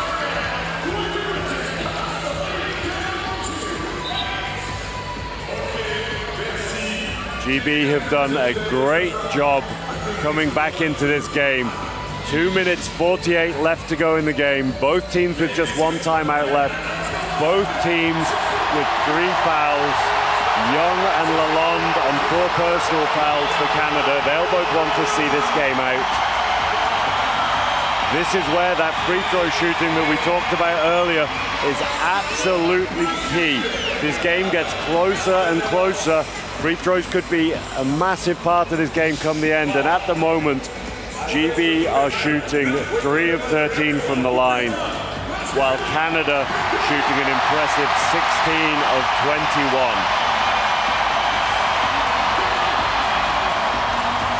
What an atmosphere here in the Bercy Arena. Not quite full yet today, but a lot of noise. 105 decibels, it says on the big screen here in the arena. Seeing Aaron Young there, 20 points personal, 5 of 7 field goals for her, and 3 of 4 from the three-point line. Big step up for her today.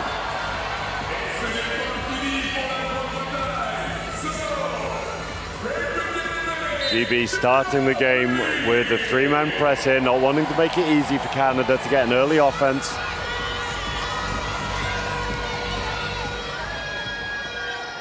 Chairs hooked together in the middle of the court that you can see there. Conroy out of the defense.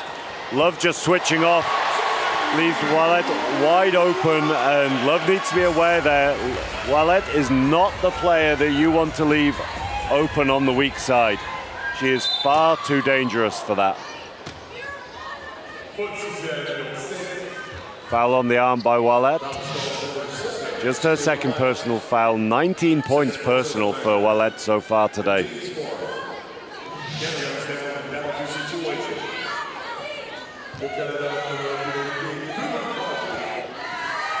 Pick and roll between Conroy and Love. Conroy needs to get her head up though to see the pass. Not on, has a mismatch on the baseline here, fading away over Ouellet, and she rattles that one in. Great finish, up to 13 points personal for Conroy, leading scorer for Great Britain here so far today. Lead still at 8 for Canada with 2 points to go in the game. Love pressuring Young all the way out to the three-point line here. Lots of pressure. 1 second left on the shot clock. Shot goes up, rattles out. Conroy gets the rebound. 3-on-2 for Great Britain if they're quick. Lalonde recovers. Nice pick by Love. Great find by Hazelden. She puts it back into Conroy, feeding that hot hand. That one doesn't drop though. That could be key. 1:30 left in the game. Smart foul by Conroy. They need to get, and have now got, Canada in GB in foul trouble. They want the opportunity to put Canada to the line if they need to get the clock stopped.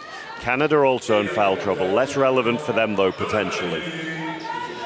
The issue GB are going to have, and we've mentioned it a few times today, is that they need to put Canada to the line perhaps to stop them getting easy offenses. But Canada are shooting incredibly well from the line. So dangerous game to play, but a risk they might have to take, because what they don't want is what we've just seen here. Canada taking a lot of time off the shot clock. Shot missed though. GB needs a quick offense here. Can't be taking too much time. No obvious outlets though. Conroy and Love have a back pick together. One of them should be free here. No, it's Williams that drives. Her shot just misses. That needed to go in for Williams there, but she's going to go to the line for two. GB could have really done with the bonus one though, and that lane just opened up because of the pick from Conroy and Love.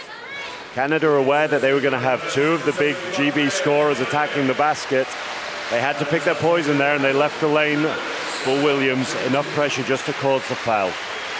Key free throws here. Cool as you like, the first one's good for Williams. Gap is down to 7 with 1 minute to go. Is the comeback on for Great Britain here? Seconds just long. GB can get this rebound though, hustling for the ball. Williams tips it off Conroy's foot plate. Williams can't get the ball though, and she had gone off court when she touched that ball. Foul called on Williams. Ouellet is going to go to the line. Almost an offensive rebound. That would have been huge for Great Britain there. Yanez put to the line here. Her first free throws of the day. First is short. Experienced veteran though, Tara Yanez. She won't be too concerned. She's been in these situations before.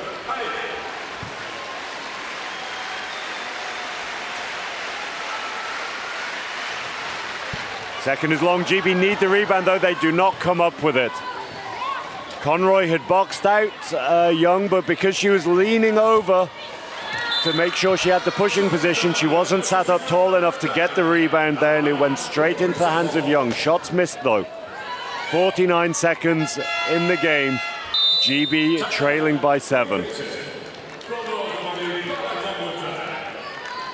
Roll of the dice here by Great Britain coach Vaguero. He takes the timeout. GB have the opportunity for an early shot, potentially a foul, get Canada to the line. They need to foul the right person the way Canada is shooting today though. There's opportunity in this game for Great Britain, but they are going to have to be absolutely clinical right here. Canada no doubt aware that The game is in their hands if they want it to be, but they have to play with composure. They can't panic here. They can't play the scoreboard at all. They just need to do their job, play a good, strong defense. The last thing that they can be doing here is giving GB an open 3 or an and 1. They do not want to give up the opportunity of an and 1 possession.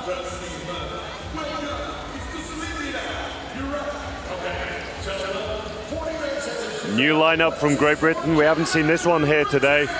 Robinson, strong free throw shooter for Great Britain, another big target in there, so they're going 3 big now with 2 low pointers.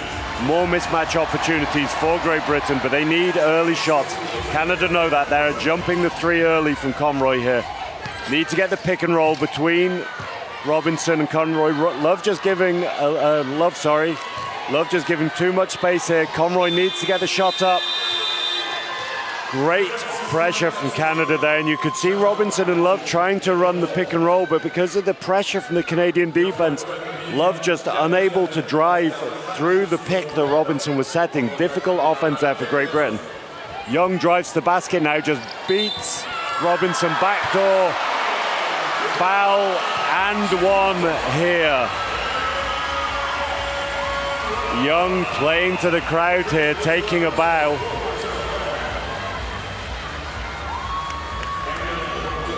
The nice drive by Young, just beating Robinson backdoor. Nothing Robinson could do then to avoid the foul. Just needed to perhaps have slightly better chair position. Just give the defender one direction to go. Referees are going to check the monitor again here.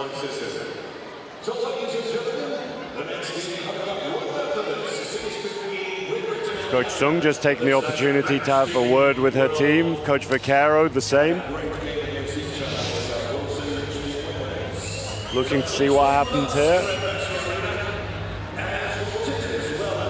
Yeah, foul from Robinson there. She did just need to give Young one way to go, trust her first push, and maybe keep her momentum and not allow the backdoor cut. Difficult once Young went in that direction. You see that again.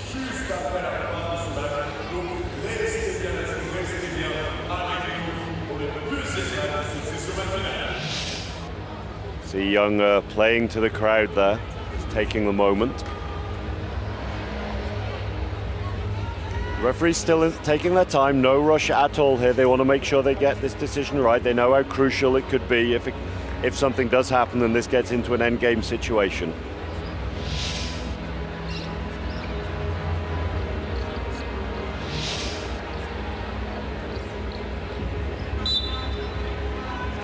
They have called 1 shot here. Initially 2 shots shown by the referee, but corrected himself quickly.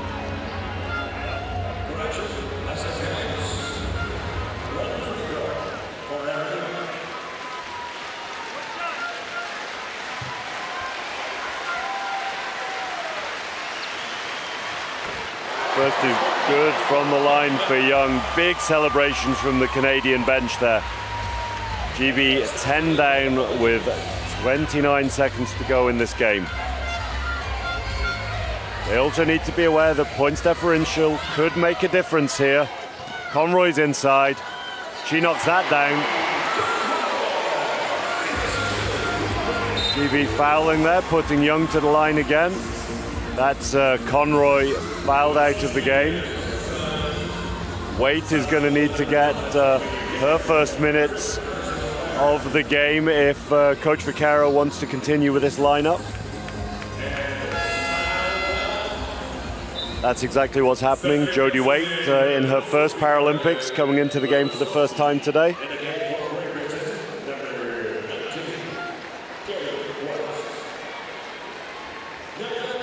Canada lead by 8, 60 points to 52 over Great Britain here. 18.3 left on the clock. First is good by Young.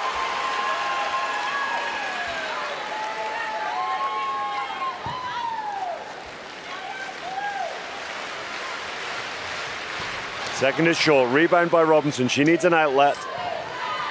Love pushing the floor here. It's a race between her and Young. Scoop finish, that goes down. 9.8 left in the game. Strong finish here from GB, perhaps a little too late though. 9 seconds to go. GB won't manage to foul here, I don't think.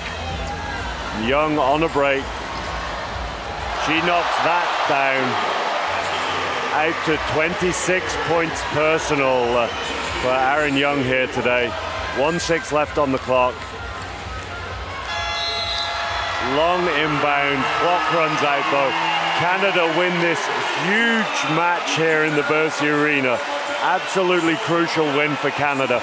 63 points to 54, and big game from Aaron Young there. We saw earlier in the competition how efficient Katie Dandenau would be, but the strength of Young, meaning that Dandenau got much more limited minutes today. 26 points for Aaron Young. 7 of 10 free throws. That's along with 12 rebounds and 8 assists. Strong game by her. Backed up by Cindy Wallet with 19 points and 3 assists. Looking at the GB statistics, Amy Conroy leading all scorers for Great Britain.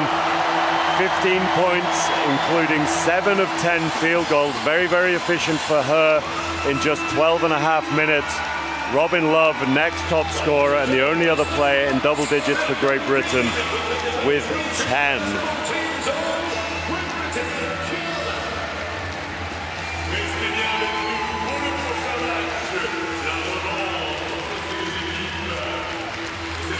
You just see the teams applauding the crowd. Fantastic atmosphere again here in the Bercy Arena. All of the games so far at this Paris Paralympics have been really, really well attended here in Bercy. GB also and Canada applauding the fans, waving to friends and family.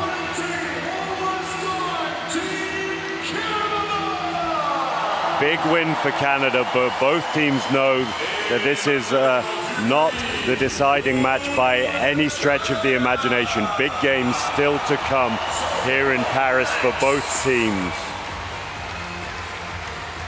So end of the match here in Bercy sees Great Britain lose to Canada. Canada with a great comeback in the second and third quarter in particular to win this game, 63 points to 54.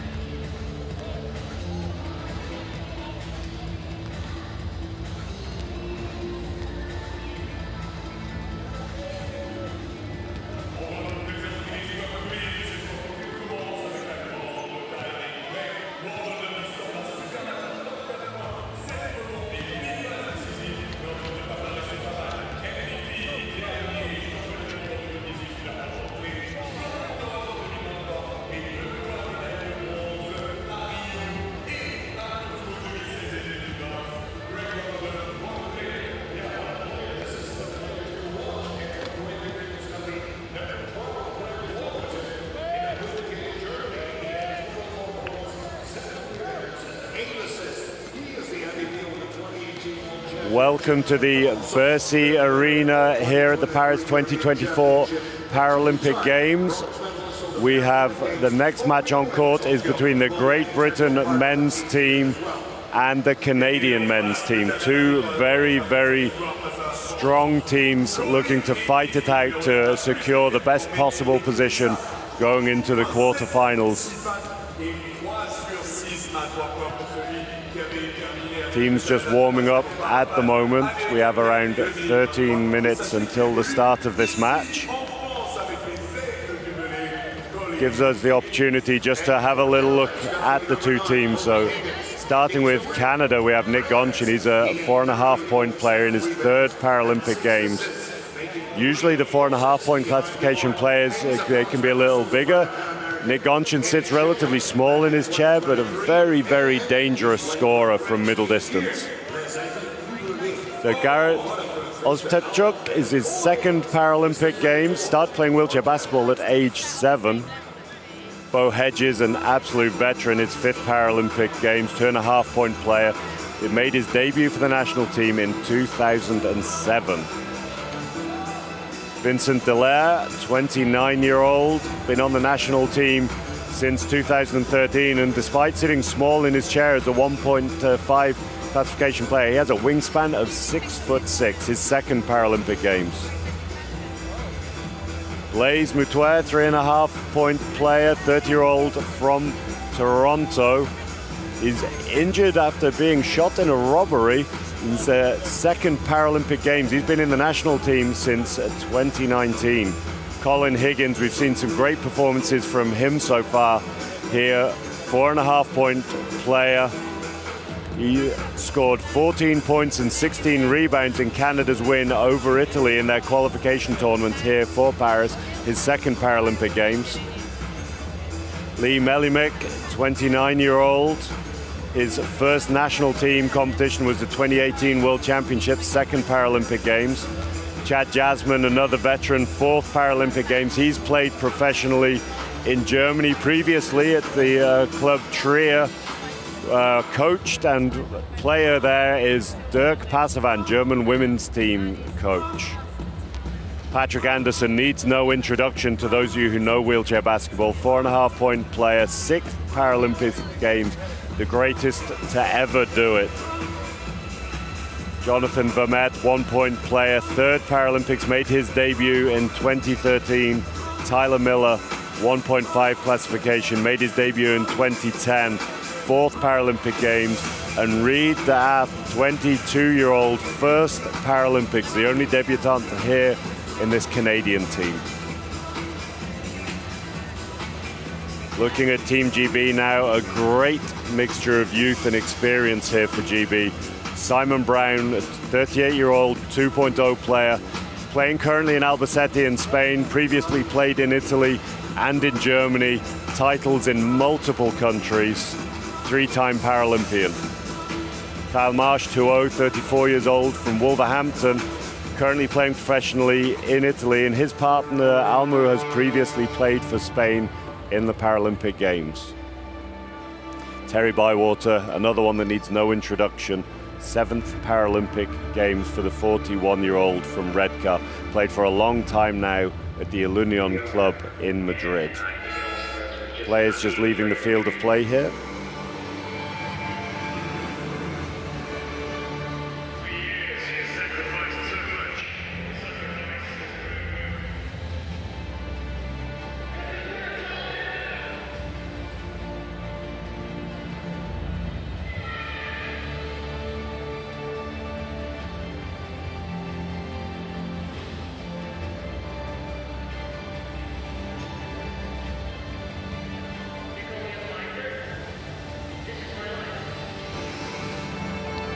Next up's Harry Brown for Great Britain, 2.5 point player. His brother Jack plays wheelchair rugby league, a sport where disabled and non-disabled athletes compete on the same team. This is Harry's 3rd Paralympic Games and has played at Albacete with a number of these GB players for a long time now. He's moving on after this season, though. We'll wait and see where he ends up. Abdi Jama, absolute legend of the game, one of the greatest one-pointers, if not the greatest ever to play the game. Unbelievable scorer, 41 years old now at his 5th Paralympic Games, rejoining the team, having missed out on the World Championships. Phil Pratt, 30 years old, is the head of this team the majority of times on the court. Very experienced player, only his 2nd Paralympics, having missed the Tokyo Games, but was named in the All-Star 5 at the 2022 World Championships, where GB won silver. Led that tournament in assists and steals. Greg Warburton, still relatively young, only 27 years old, a 2.0 player, multiple MVP and All-Star team winner, 3rd Paralympic Games already, an unconscious shooter. You see the introduction continuing here. Lee Fryer is entering the court now. His 1st Paralympic Games, 24-year-old from Wakefield. Simon Brown, we've spoken about already, very experienced veteran of this team. Kyle Marsh, another of those veterans, been around a long time. Again, the man, the legend, the Great Britain flag bearer for this Paralympic Games, Terry Bywater. Harry Brown, with one of the most wonderful beards at this Paralympic Games. Again, another man who needs no introduction, Abdi Jammer there. Greg Warburton, as I was just saying before the players entered the court, one of the most dangerous shooters in this Great Britain team. Lee Manning, 34 years old, absolute giant on the court. Jim Palmer coming out next, plays at the Rhine River Rhinos, where he's coached by USA men's assistant coach Michael Pay. Peter Cusack, another one of the young debutantes here, 25-year-old from Coventry, playing in Spain professionally at the moment. Ben Fox, the number 33, entering the court now, his 2nd Paralympic Games, another from the Albacete contingent. Phil Pratt, number 94, as we mentioned before, wearing the 94 out of respect for his friend George Bates, former member of this GB team.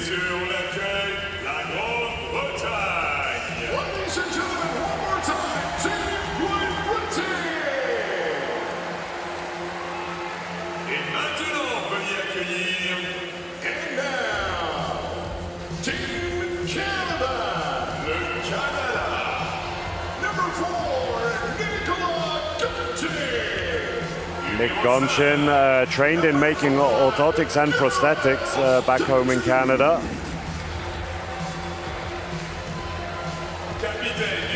Jared Ostapchuk actually named Nick Gonshin in his as his role model, I believe.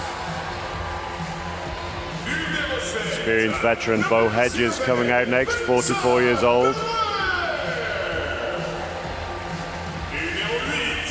Vincent Dallaire, those long arms there that we spoke about earlier. He's dangerous on the offensive boards.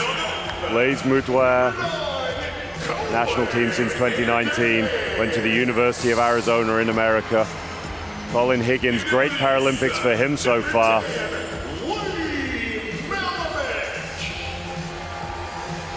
Lee Melimick, 29-year-old from Toronto, entering the court next.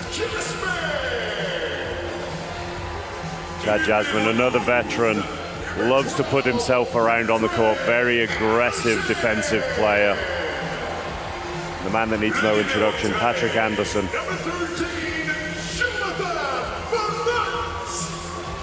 Jonathan Vermette, 33-year-old, 3 Pan Am Games, 3 Paralympic Games for him.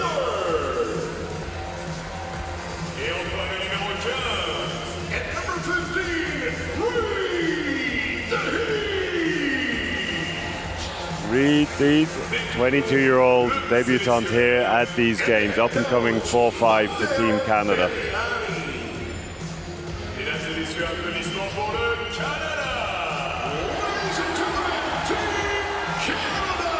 Both teams out on the court now, and we're just going to take a minute to observe the national anthems of both teams. Et maintenant, nationale de la Grande-Bretagne. Ladies and gentlemen, the national anthem of Great Britain.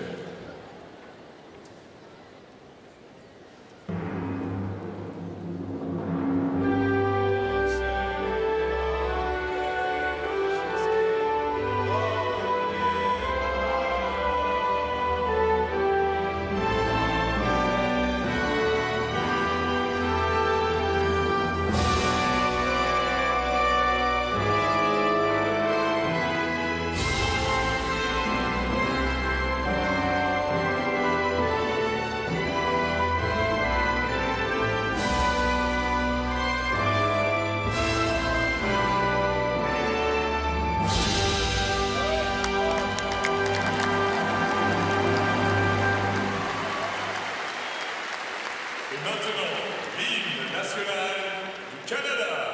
And the national anthem of Canada.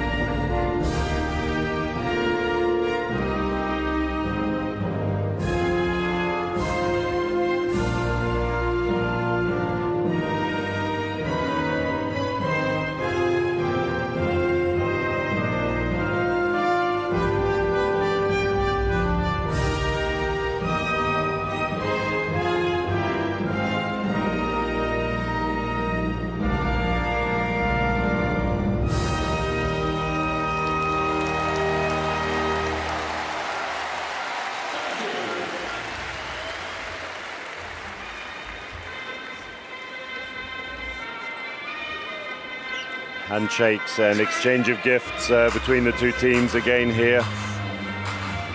Two teams that know each other very, very well, and while Canada are going through a little bit of a rebuilding, as they have been doing for a few years now, GB team has been very, very consistent over the last few years. They've been building, and they're looking to maybe take over the mantle of Canada as the dominant force in Paralympic basketball. Canada with 3 Paralympic gold medals in 2000, 2004 and 2012. GB yet to get that gold medal at the Paralympics, but World Championship gold in 2018. 4 European Championship gold medals in recent years, just a couple of silvers coming from 2017 and 2021. 8-time European champion overall.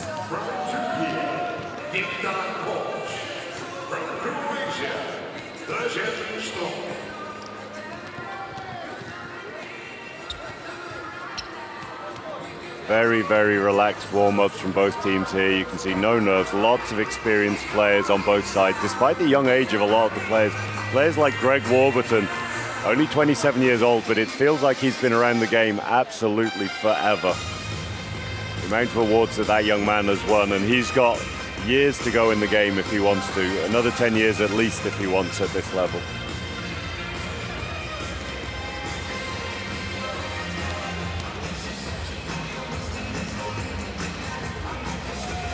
A lot of experience on the benches of both teams as well, just as we have a look at the starting lineups for Great Britain here. Greg Warburton, Lee Manning, Jim Palmer, Ben Fox and Phil Pratt.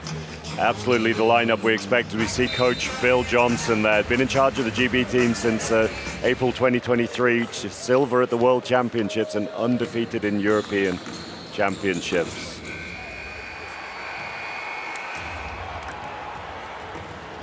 Canada's starters, number 5, Ostapchuk, Dallaire, number 7, Higgins, number 9. Great performances, as I said, by him so far. Patrick Anderson, of course, the number 12, and Tyler Miller, the 1.5 player.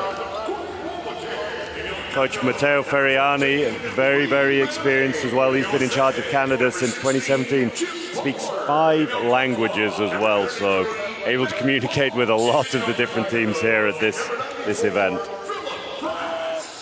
Been involved in the coaching of national teams in Australia, Brazil, and Italy as well. A very, very well-traveled coach, but found a bit of a home here with the Canadian national team.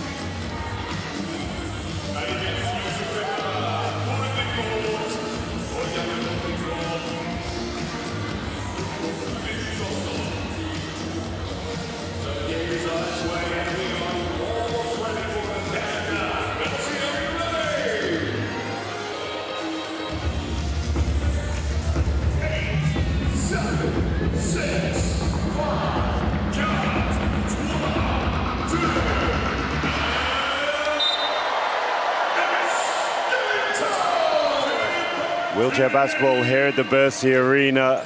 We have this men's matchup. Canada taking on Great Britain, and the giant Lee Manning wins the tip, cuts to the basket, and we have the first foul of the game, 8 seconds in.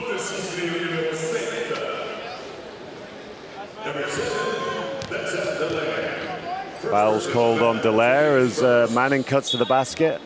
Manning looking to take a run up here against Higgins, trying to isolate him. Follows a great seal by Palmer. Higgins throwing his foot plate in there, fouls Manning from behind. Bit of a soft foul from Higgins there. Needs to be aware that once Manning's ahead of him, there's not going to be a lot that he can do, and that foul from behind, a little dangerous, but also not likely to affect the shot of the big man. Great seal, though, by Palmer to get Lee Manning right into the charge circle there.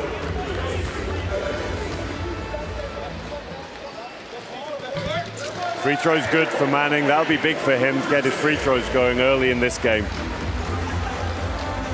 A little bit of an extended defense there, just making sure that GB could get all of their players back.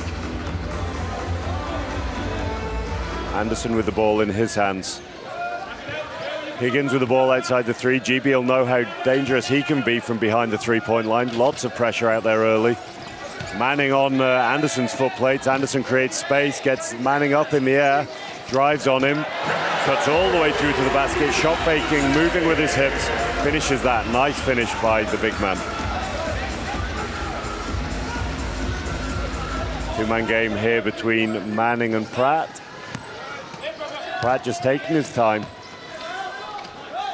Early look perhaps from Pratt from behind the screen.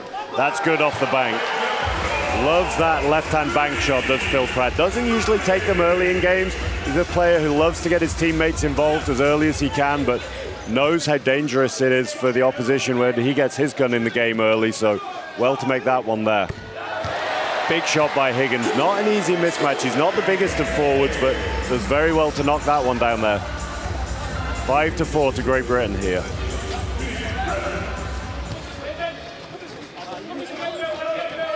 Warburton behind the screen. Swings it to Pratt on the baseline. Not jumped. He knocks another one down. Quick look to his bench there.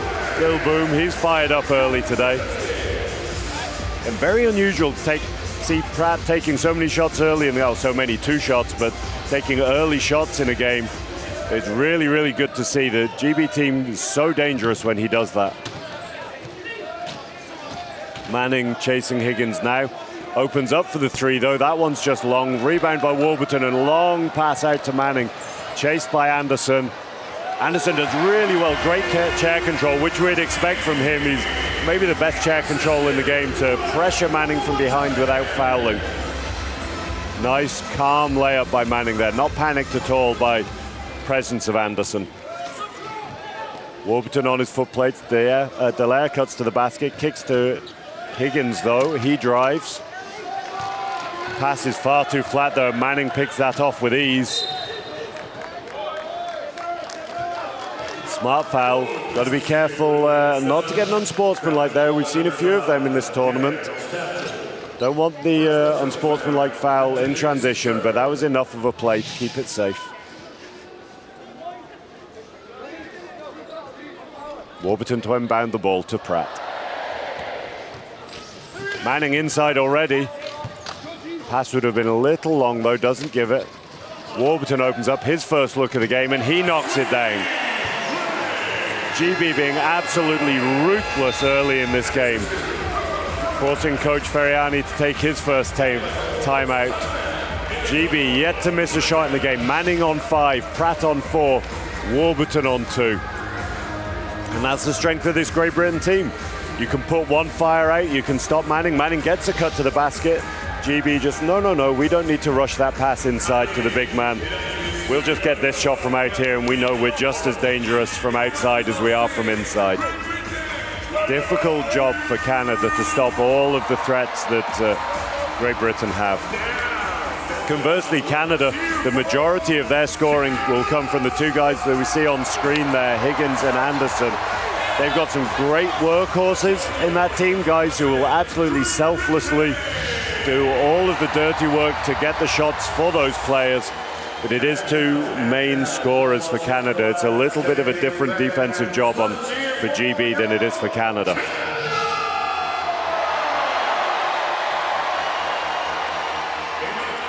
The equivalent to that role for GB is maybe a guy like Ben Fox, someone who's a very capable scorer, but for the sake of the team, sacrifices his own game, finishing more off the slash cuts and playing some hard-nosed defense rather than looking to be a scorer because he knows how capable of some of his teammates are.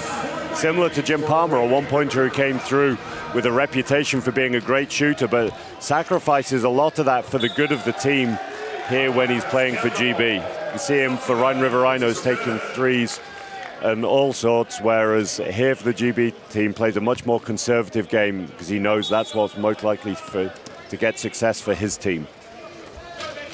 Inbound by Anderson. Fox all over his foot plates. Fox and Manning not letting him get anything off early. Foul called. As you can see who it is from here. Palmer is just down, helped up by his teammates.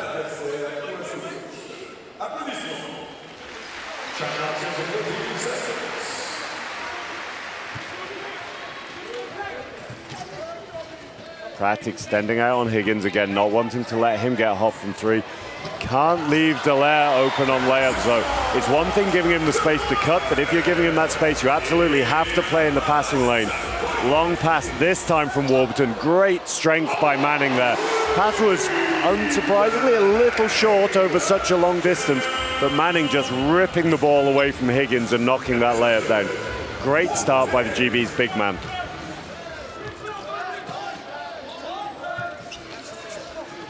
Higgins floating around, looks for the open shot, doesn't find it. GB almost doubling up on Anderson here, fades away over Manning. This one doesn't drop. Fadeaway is probably the best opportunity Anderson has to get a shot off over Manning. He's so long that you need to create that space. Pratt feeds Fox, doesn't quite get the ball high enough, gets it back, feeds it into Manning though. Again, great chair control from the big man. Despite his size, he's not at all ungainly. He has fantastic chair control and able to tilt, wrestle the ball, regain his balance and finish there, the big man. 5 assists already for GB here in the game.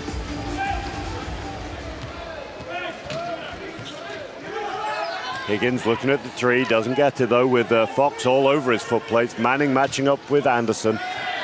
Anderson just moves so differently. It's wonderful to see the differing styles of the big men here. Manning long and powerful in his movements.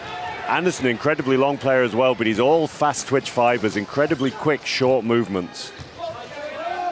Warburton fakes, decides against it. Manning's inside, no need to rush here from GB. Warburton opens up again. This one's just a little short though.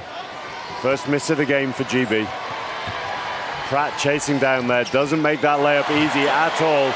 Does very well not to commit the foul there, and great composure by Higgins. Pratt kicks the ball into Fox's hands. They'll look to run the pick and roll game here. Pratt not looking yet, looking to drive. Warburton inside, through contact, finds Manning.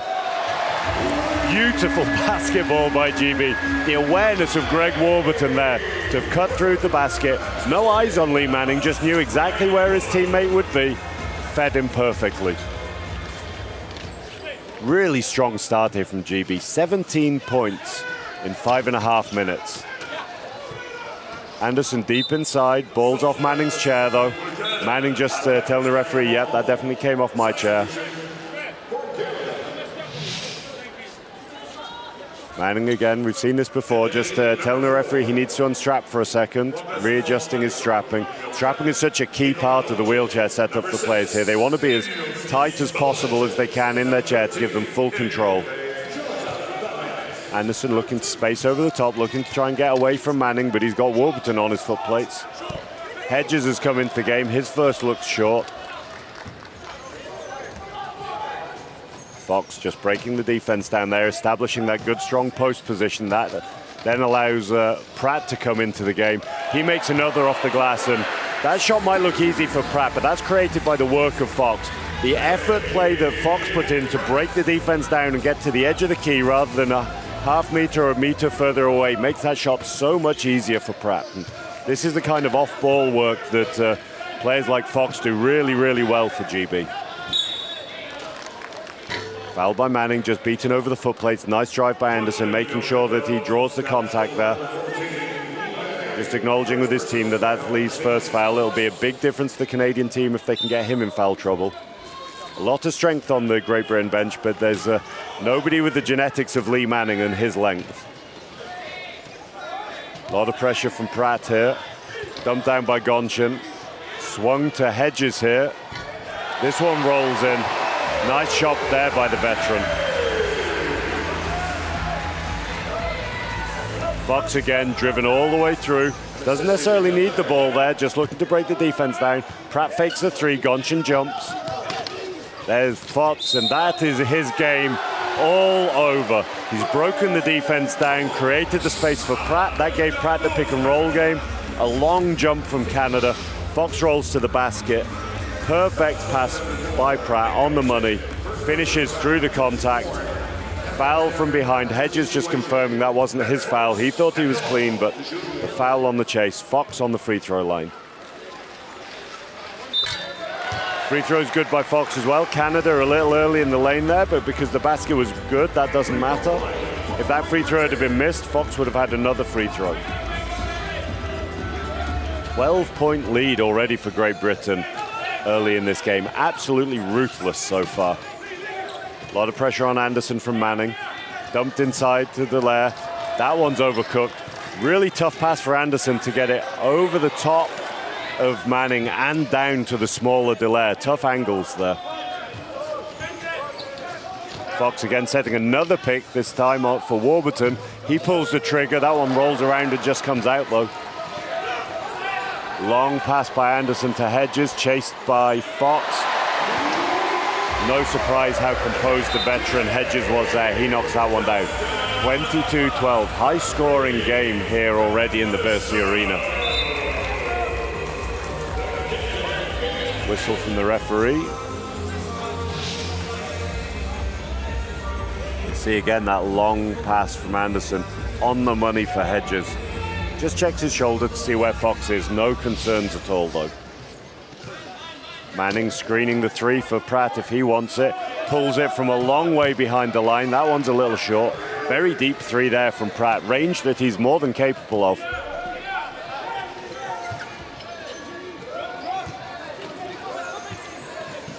Anderson feeding Dallaire again. Absolutely lovely finish there from the Dallaire. Again, low point classification players, they can struggle sometimes with their core stability, the reason that they are a low point classification. He's just able to hold his balance there. You just see a foul on the guy. I'll just finish that point. He's able to hold his balance with the one hand while receiving the ball with the other hand and in one movement finishing. Just as we see Pratt's pass inside to Manning there.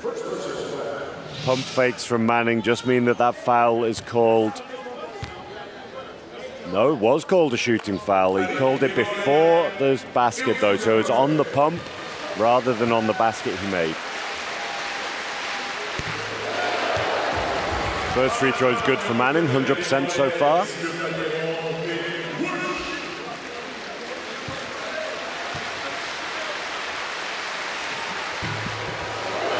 First one's a little short, front rim, but nice touch by the big man, and that drops in. GB ruthlessly efficient so far. They are 10 of 13 from the field and 4 of 4 from the free throw line. The reason that they're one of the favorites for this tournament. Anderson threatens a three, feeds Gonchin as he explodes inside. Doesn't have the shot though, just outsized a little there. Lot of pressure from Manning, able to get the shot off, doesn't quite drop though. Anderson hustling for the rebound. GB push the floor here, they've got numbers if they can use it. Fox inside, dumps it to Manning. Risky by Fox there. Potential 3-second call. Manning showing just how long he is. Misses 3 times, keeps getting his own rebound. Last one he just loses though. Gonchin doing well just to slow things down there, drawing the foul from Fox. See here, just the length of Manning, able to just cushion the ball on his hand. A little bit hard with the finish.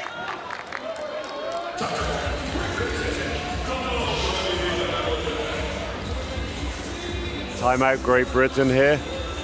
Looking at the scoreboard, of course, nothing at all to worry about from Coach Johnson, but maybe just wanting to have a little word with his team just to keep them nice and composed, make sure they're focused, check in with them. The timeouts are there to be used.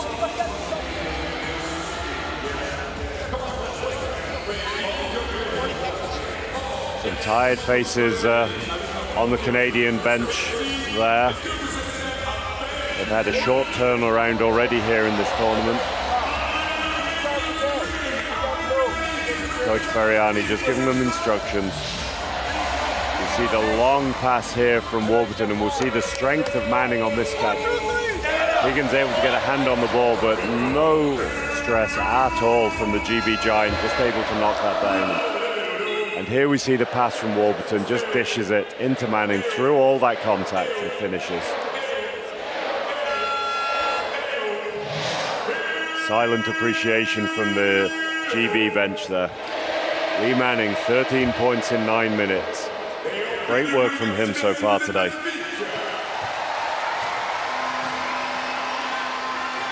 Gonchin cuts against Pratt. This was a little hard off the glass as well. Fox picks up the rebound, and Gonchin's back picked immediately. GB will have the advantage when they attack off this. Pratt running the power game with Manning. He'll have space to cut to the basket. Pratt opens up. Feeds, beautiful pass. That's not as easy as they made that look there. He's got to feed the ball over Anderson's hand, and he's very, very long, and drop it absolutely on a postage stamp for Lee Manning. Does it perfectly though, feeds him beautifully.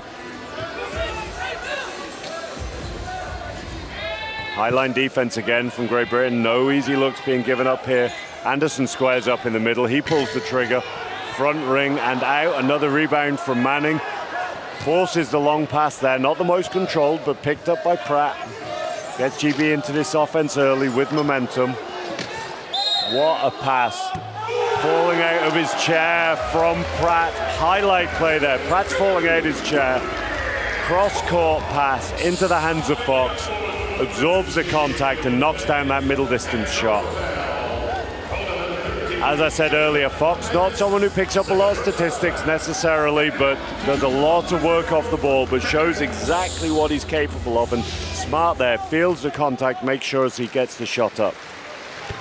Free throw's good as well. 5 from 5 from the line for Great Britain in this first quarter with 1.6 seconds to go.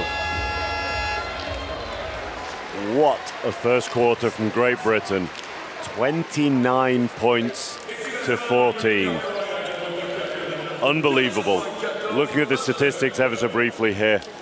Canada offensively did okay in that quarter. They scored 7 of their 15 shots. If you're shooting around the sort of late 40s, early 50s in the game, you're doing okay in the game of wheelchair basketball.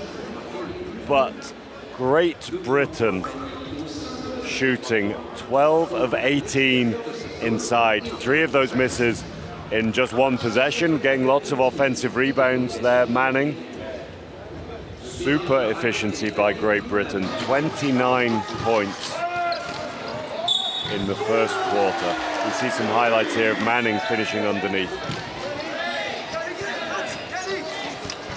Anderson there with a roll over the big hand of Manning. And Higgins just waiting for Palmer to readjust his chair in that replay, and as he does, he pulls the trigger. Pratt shows just how dangerous he is as well, just spacing out. If you don't jump him, that man will score.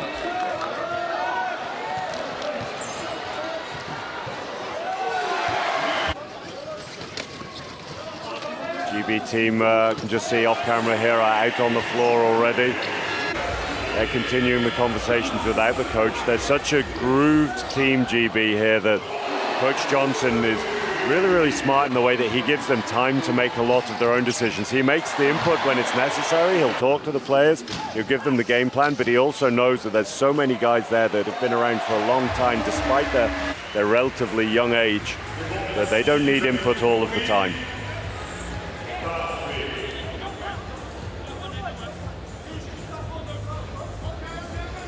Canada ball from the sideline as GB won the tip. They're going to get us underway here. Canada in a 15-point hole early in this game. Anderson takes a break here as we see Higgins and Gonchin in the lineup. Higgins pulls the trigger from 3. Not quite so much pressure on him there from GB. They have a comfortable lead at the moment, but they're not going to want to let him get hot. We've seen how dangerous he can be. Abdi comes into the game. We can hear the communication from up here from GB. Manning just shouting to Warburton, see Abs. Abdi sat there in the corner before he's even taken the shot. Manning just saying, there you go, brother.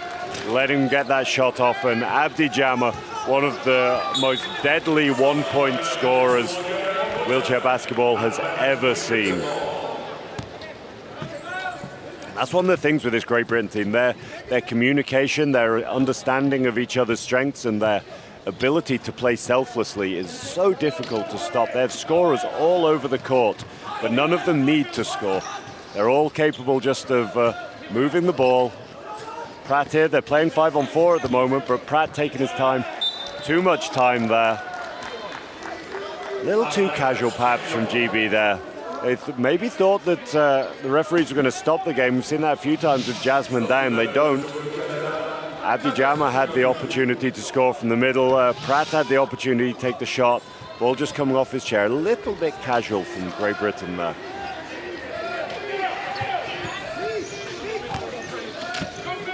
Manning goes under as Jama jumps out to Higgins. Looking to drive baseline, looking to mismatch. Nice shot from Gonchin. Big shot. He's a very capable scorer. As we said before the game, he's not the biggest forward, but very capable of scoring from middle distance. And Greg Warburton just weaving his way through. Shot doesn't quite drop. Fantastic hip control there by Warburton to get through. Broken wheel off camera from a Canadian player here, so number 5 not quite able to get into the game.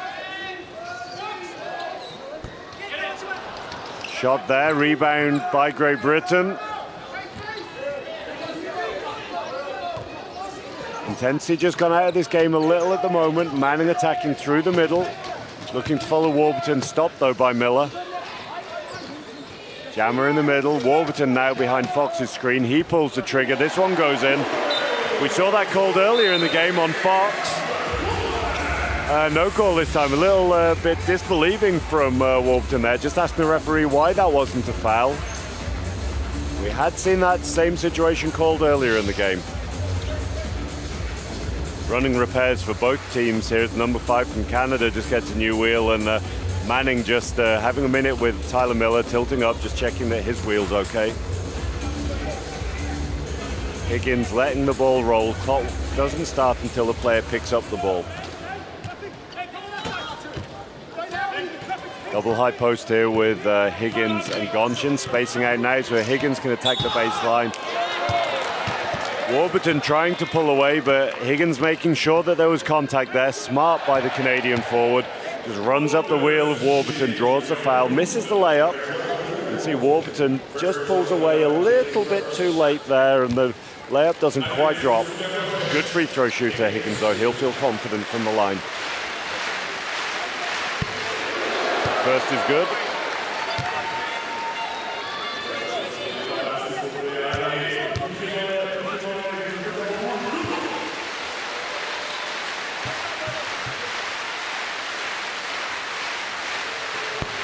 Second is good as well from Higgins. Very composed there. Intensity just gone out of the game a little bit at the moment. Pratt in the middle, he's open, doesn't look for it though. Warburton cuts through, doesn't need it either. Manning backing it up. Abdi Jammer, hand in his face, knocks that one down, then a big contact to get Ben Fox back. Lee Manning's wheel is completely off now as he's being backpicked by Jasmine. Interesting to see if this is a bit of a veteran move, just to take some time, but Manning about to be subbed out of the game, and the youngster wearing number 0, Lee Fryer, coming into the game for his first minutes of the day. Fryer, a very, very different forward to Manning, hasn't quite got the size or the presence of Manning, but so explosive and quick in his chair. Moves a little bit more, and it's a big comparison, of course, but moves a little bit more like Anderson. Double amputee, again, same as Anderson, and very, very explosive, fast twitch fibers. And we'll see his speed here as he breaks. Just putting the brakes on for a second. GB with a 3-on-1. Floated over from Warburton. Great composure from the young man. He knocks his first points of the day down. Pushing through the contact, lands on the deck, and bounces straight back up again.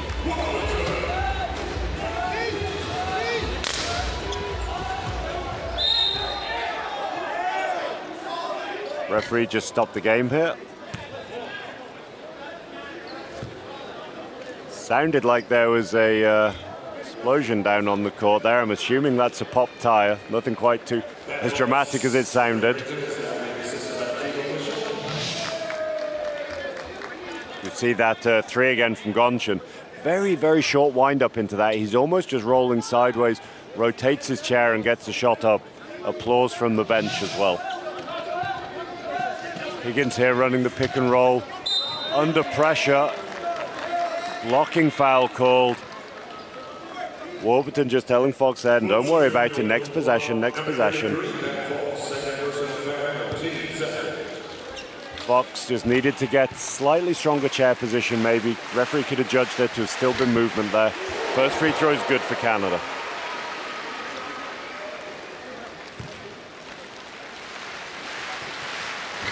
And the second.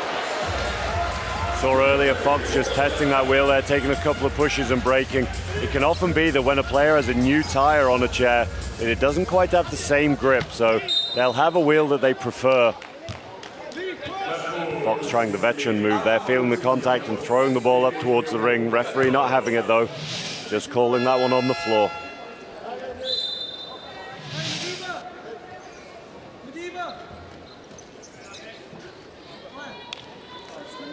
Quiet moment on the court, and you can hear the play being called by Warburton. He's calling, they use all sorts of different names, the GB players, for their plays.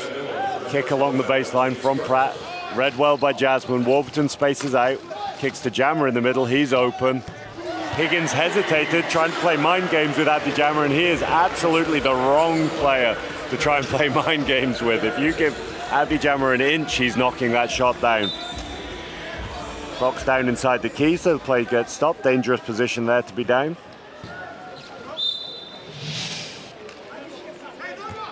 We see the replay again here. Higgins just looking to come, playing in between, just trying to tease Abdi Jammer a little bit there, and he was having absolutely none of it. Ruthless from the GB one-pointer.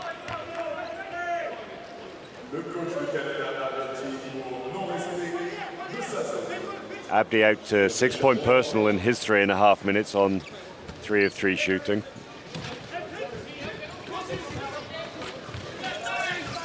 Higgins outside the 3-point line, doesn't look for it this time, roll to the basket. Anderson looking for the mismatch. Makes it, Frye just losing a little bit of control there, just bouncing out of his chair. Not quite as stable, not quite as strong as Anderson, but he's got a few years to catch up with him yet. Very young still, Lee Fryer. Picked by Fox, triple has to come. Jammer open again. Again, Higgins doesn't fully commit to him.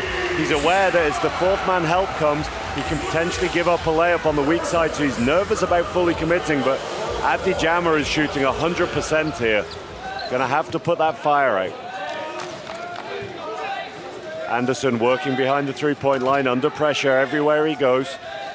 Higgins dumps it down inside to Dallaire. Good hands by Fox. High fives are all around on the defense there. They're as fired up about the defensive possessions, if not more fired up than they are about the offensive possessions, Team GB here. Always a sign of a strong team when they're celebrating defense. Anderson double teamed along the baseline. Big fadeaway, highlight play there. Phil Pratt in front, Ben Fox behind, tilting out of bounds, knocks the shot down, nothing but net.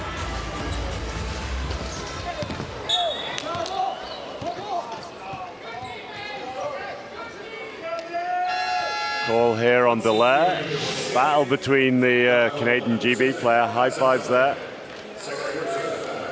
Warburton just trying his patented Matt Byrne fake. He might have been using it for slightly longer than Matt Byrne ever did now, but throwing that fake out there. Dallaire not buying it, but Warburton drawing the contact nonetheless, hitting the deck.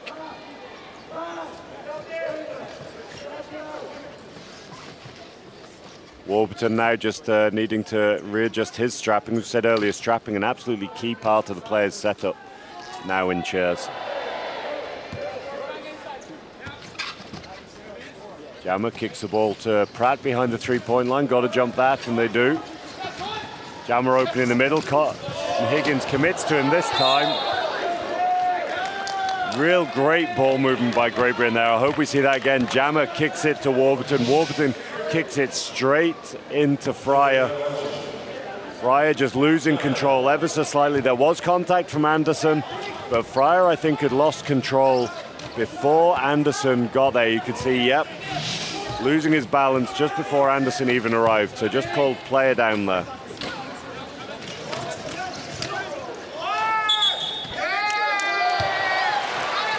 Through the contact. Very, very soft offensive foul called there, I believe. You see that again here. Higgins driving through. Just lose on the camera. Difficult to see. Very subjective, some of these calls, as you have in any sport like this. Pratt bring the ball away in transition. Cusack looking to come and set the pick now. He's come in for Fox. Finds Jammer on the wing, well protected by Fryer then. This one just rattles around and drops out. You can see Fryer there just moving up the lane on the edge of the key just to make sure he knows the jump is going to want to come from high. He knows the shot they want is Jammer's shot from the outside, so it just moves up to protect it. Layup doesn't drop, but a lack of concentration from GB and an offensive foul by Fryer. Just a little bit out of control so far here. The young man lost his balance in his chair, and it can be difficult as a double amputee, but he's just checking over his shoulder there. Doesn't see the Canadian cutting straight across his foot plates. Doing well to draw that foul. That is a smart veteran move there.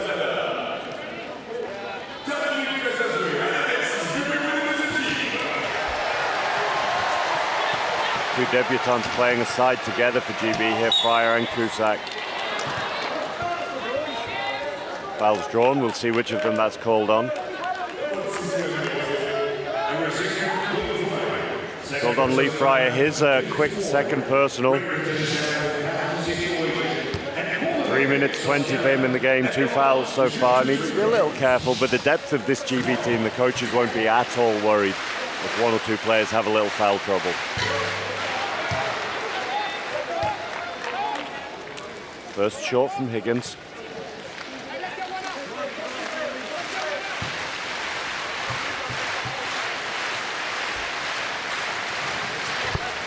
Second's good, and you could hear Jammer communicating that, hey, let's get one out, let's get one out. Looking for that back pick straight away. And even if the back pick doesn't get anything in this offense, you're forcing the Canadians to work even harder to get into their offense. Absolutely key as the game goes down, just taking some of that energy out of the Canadian arms. Calm as you like, Pratt there just takes his time, sizes up the defense, has him sideways on. Just pulls backwards on his offhand into the fadeaway and knocks that one down. Again, the two youngsters from Great Britain not quite switched on. They're being burnt again on the cut. They're going to need a little bit of help over there, maybe. It's been a couple of times now that they've just been burnt on the weak side.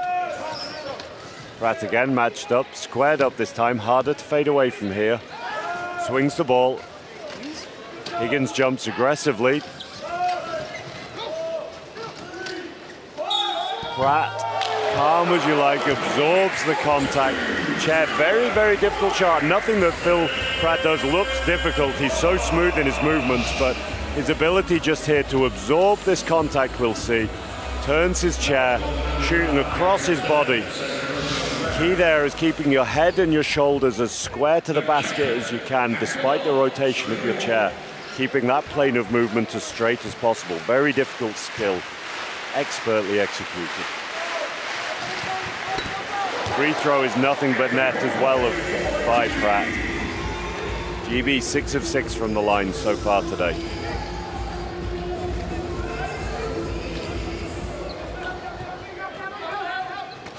Another cut here. Higgins drives the basket. Great chair position though by Pratt. No foul there. Perfectly clean position. Fryer exploding, keeping ahead of Higgins. Pratt again on the mismatch. Squared up though. It's more difficult for him when he's squared up there. When he gets sideways on, then he's able to pull into the fade. Help doesn't come to Jammer. He's frustrated with himself. You can see that. Missed an open one. Smiling to himself about it though. He's fine. One of the most relaxed basketball players I've ever seen until he gets fired up. When he loses his rag, then people know about it. He can get very, very fiery, but 99% of the time, very cool customer. Missing a shot has never worried him. Fryer beaten weak side this time. Shot doesn't drop though. Difficult shot. Fryer did well to pressure that. GB with numbers if they can move it, and Jammer does beautifully there. Nice hook pass to open up for Warburton. Pratt in the middle. Finds Fryer behind the screen. He knocks that down clean as you like on the fadeaway. Applause from the GB bench for the young man. Had some struggles on defense, but his offense has been clinical so far. Higgins opens up for three. That's a little bit of danger. Pratt had to help there after the cut from Jasmine, and that help just meant that it opened up the three-point line for Higgins.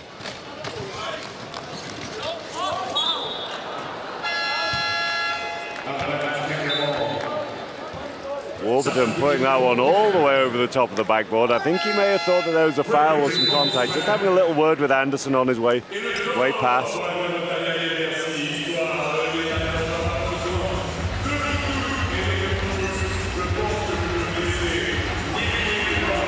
Timeout here. Teams just having the opportunity to talk it through as we see this ball movement from Pratt. Just finds Fryer, nice and confident with that mismatch, post-up fadeaway there. Very, very nicely done. GB extending their lead ever so slightly. More efficient so far by Canada, matching their 14 points in the first quarter. GB, unsurprisingly, not playing at quite the same intensity that they did in the first quarter. They went on an absolute tear, scoring 29 points in that first quarter. On 19 points already, though, in this quarter. Still very, very aggressive offense, but just not quite to the level of the first quarter, and there's no need for them to be. They have their 20-point cushion at the minute, and they're managing that gap very well and increasing it even. Not just resting on their haunches here.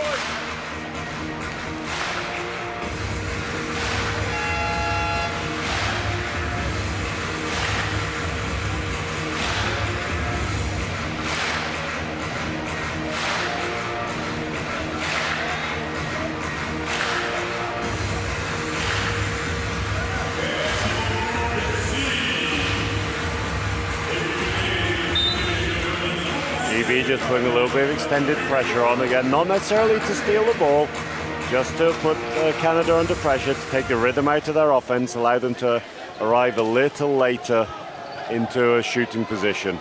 See, 12 seconds, 10 seconds now left in the shot clock, and Canada only just now arriving in a scoring position.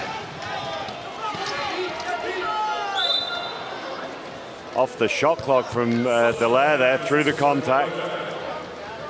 Difficult as a lower classification player to absorb that contact and finish. Tough skill, and just overcooked it a little there. Jammer spaced out on the baseline here. Pratt finds him. Ball was only ever going one place. That one just off the back ring from Jammer. Perfect pass over the top, beautifully collected. Anderson looks at the three, threatens, pulls away. Open in the middle, good chair position. What a beautiful sound on that shot, just ringing off the back of the net. Great composure from Anderson, just riding through the contact of Warburton, knocks that down. Bit of a lack of concentration again from GB. Turnover there, Cusack just hustling for the ball. Cusack, a player who's very capable of scoring, but another one who doesn't necessarily have to for this team. More than happy to sacrifice some of his own game for the good of the team. And again, through contact from Warburton and three from Anderson there. He's just slowly starting to chip away here. Up to 11 points personal with 20 seconds left to go in the half. Great fake by Pratt, kicks it to Warburton on the baseline, finds Jammer open in the middle. He feeds it back to Pratt. This ball movement from Great Britain is absolutely beautiful to see. Warburton was wide open. Said, nope, don't need to, I'll kick it to Jammer. He's wide open. Nope, don't need to, he'll kick it to Pratt. And there's that defense from Cusack that we talked about there, just shepherding Anderson out of court, just ran out of space there. Anderson just taking a minute. Having a word with the referee from his back there. I think maybe he thinks that was a foul, but I'm sure when he watches that back, he'll see that was just great chair positioning from the young British player. Long pass by Warburton. You can see what they're going for there. Long pass by Warburton to Pratt, looking for the fadeaway. Doesn't quite get there though. High fives all round from Great Britain as we see that three again from Anderson. Very, very strong start from Great Britain. 50 points in the first half here from GB to Canada's 33. No runaway leaders in the GB scoring. Manning was in early, he's got 15 points. He's had a long rest now though. Pratt has come out with 13, Warburton 4, Jammer 8, 4 from Fryer, 6 from Fox. Great scoring spread there from GB. GB lead at halftime here in the Bercy Arena. 50 points to 33. Look at the team statistics here. Still a very high percentage from GB. 67% total field goals. Just the one missed three-pointer so far. 6 from 6 from the free throw line. 15 defensive rebounds. Just showing their strength there, GB. Not letting Canada get those second chance points.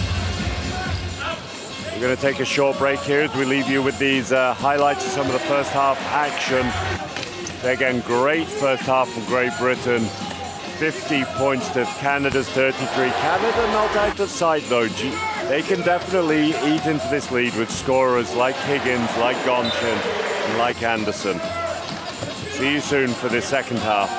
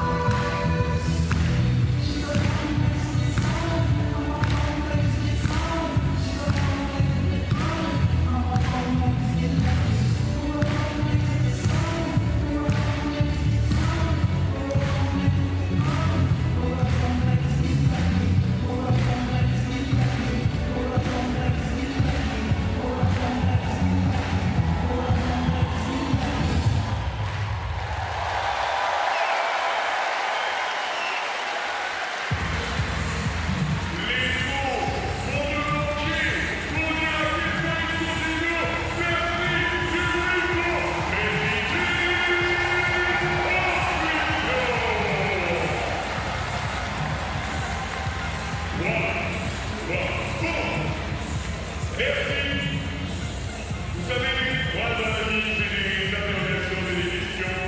Et là, tout le temps, vous avez la réponse à une question. Who is the biggest, the loudest, and the greatest fan here? Ma question est que le temps de vous donner où est la réponse? Qui est le fan le plus bruyant ici? C'est ma question. Pourquoi? Parce que là, c'est le moment du jeu, la fin de la télé. Qui va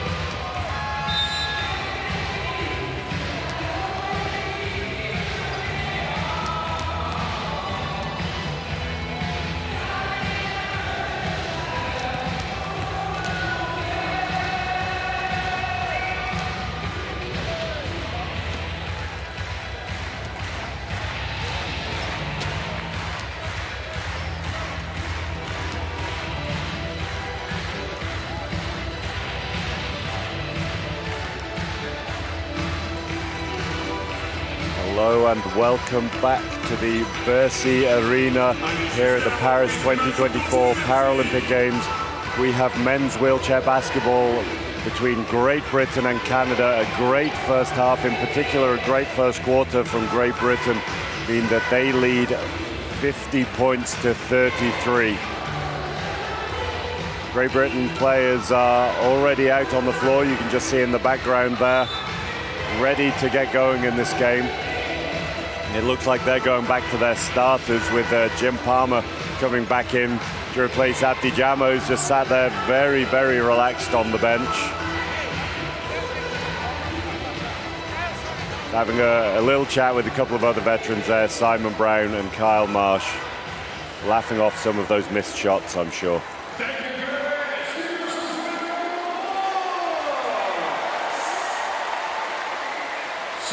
It's going to be GB to get us underway here. Ben Fox occupying the high post here. They'll give the opportunity for Phil Pratt to threaten three, jumped early, but they can run the pick and roll out of that. As Fox kicks down the middle, out to Warburton, wide open, doesn't drop, but the size of Manning means he picks up that board. He's back in the game, knocks that down. Very, very calm, very stern expression from Manning there. Knocks that one down through contact. High line from GB. They're aware of the threat from the three-point line that Higgins and Anderson have, and there we see that three-point threat. Fox just switching off for a second, coming under and giving Higgins the room to knock that one down.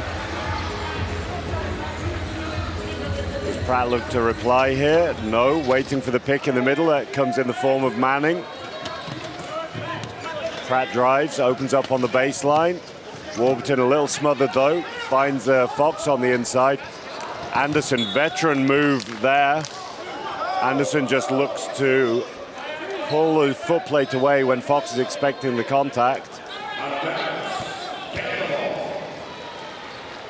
Anderson just remonstrating with the referee there. He thought they'd call GB ball there as Manning ticked that away. Referee reassuring that was not what he meant.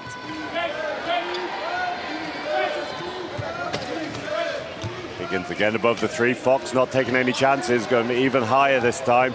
GB with a 4-on-1 if they can take advantage here. Pratt potentially sealing Manning inside.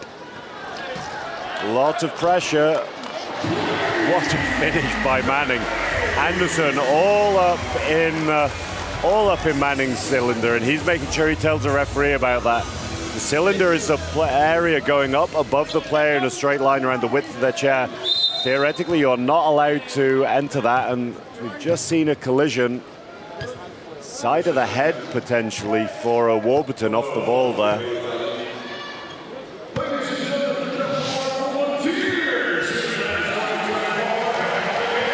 Manning going up strong there.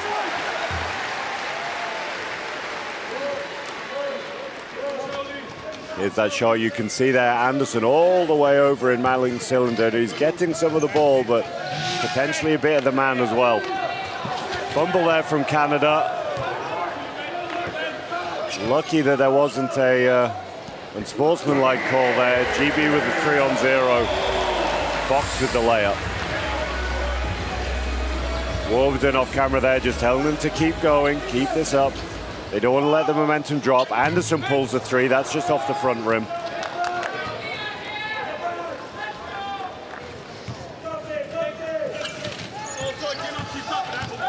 Pick and roll again between Fox and Pratt, opens up for Warburton. That doesn't drop through the contact. Nice rebound from Tyler Miller. Anderson straight into the hands of Higgins, and they're pushing the floor hard then. Great, that's a perfect example of a sneaky low pointer roll there from Dallaire. Just crosses over along Fox's back. Fox doesn't see him coming. Seals Higgins in for the layup. Warburton pulls that one early off the glass. He's knocked that one down. He's not having his most efficient play today, shooting 3 of 9, but he's a player who at any moment just can go on an absolute tear and just hit shot after shot in a row, so they need to be aware of that. Higgins, another open three, very, very short this time though.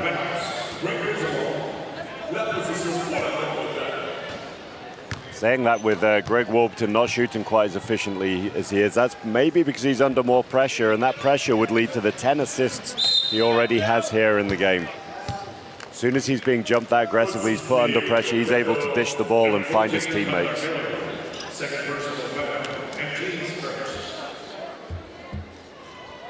Pratt doing well to draw the foul. Again, veteran move, getting the ball up in the air there, giving the referee the opportunity to call 2 shots. GB yet to miss a free throw this game. Another's good from Pratt.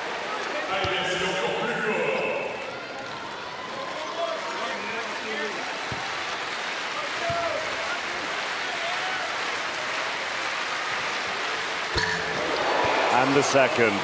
GB move on to 8 of 8 free throws, but Canada not far behind with the free throws, shooting 5 of 6 themselves. Great demonstration of free throw shooting here in the Bercy Arena.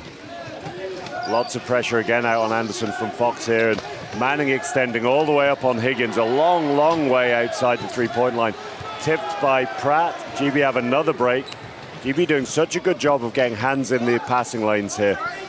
Fox calm as you like on the layup, just waiting to see where Higgins committed. He committed to Manning, and that gave Fox the opportunity to roll through. 4 of 5 shooting for him today. Looks like GB are preparing their next substitutions. Kyle Marsh, he's a 2-point player, likely to be coming in for Warburton then. Nice control there, blocked from behind from Manning. Pratt just putting his hand up saying, yeah, that was my foul, that was mine. Very relaxed, very calm about it. Great block we see by Manning there.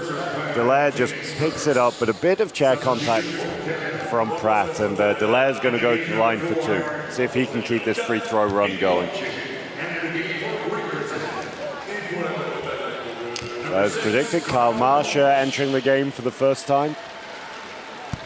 Another 2-0 player, a lot of similarities to Greg Warburton in that he's a very, very effective outside shooter. A little longer than Greg, a bit more reach on defense. Not quite as quick perhaps, but a long, long arm. Full court pass by Manning, short there, picked off by Miller. He finds Anderson. Anderson pulls the 3, this one's short as well. Tipped by Manning into the hands of Palmer. Good team rebound there.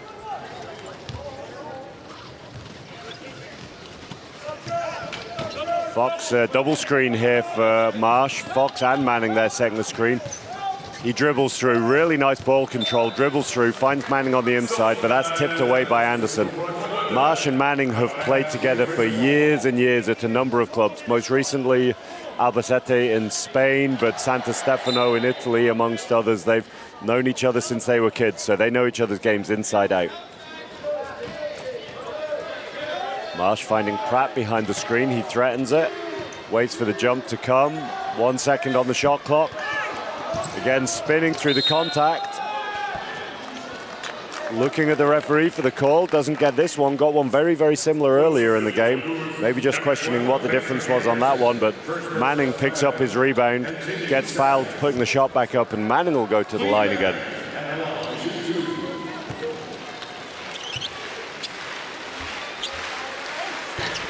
First missed free throw for GB there from Manning. He's 3 of 4 so far today.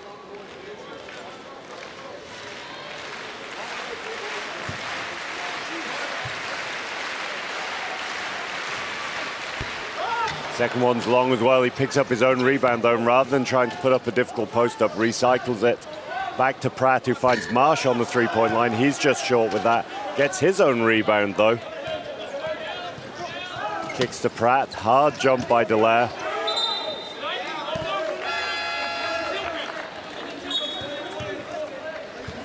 Manning, referee has called him for going off court there. That'll be a warning. Manning disagreeing though. He said he tilted, which if you've tilted, that means that the wheel's not in contact with the ground and you're not off court, but very, very difficult for a referee to see that.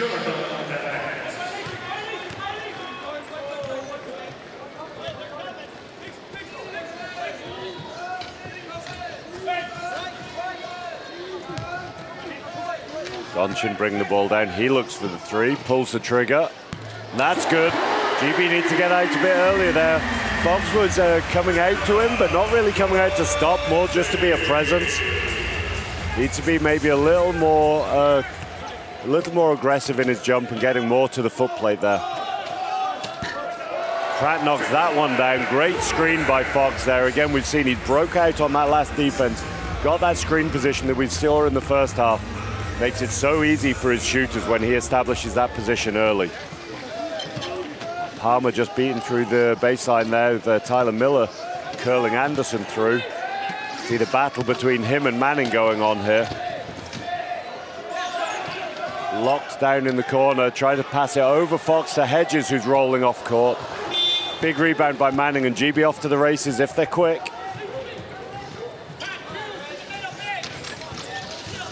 Great seal by Palmer. Tough pass, though, over two bigs for Pratt. He doesn't take it.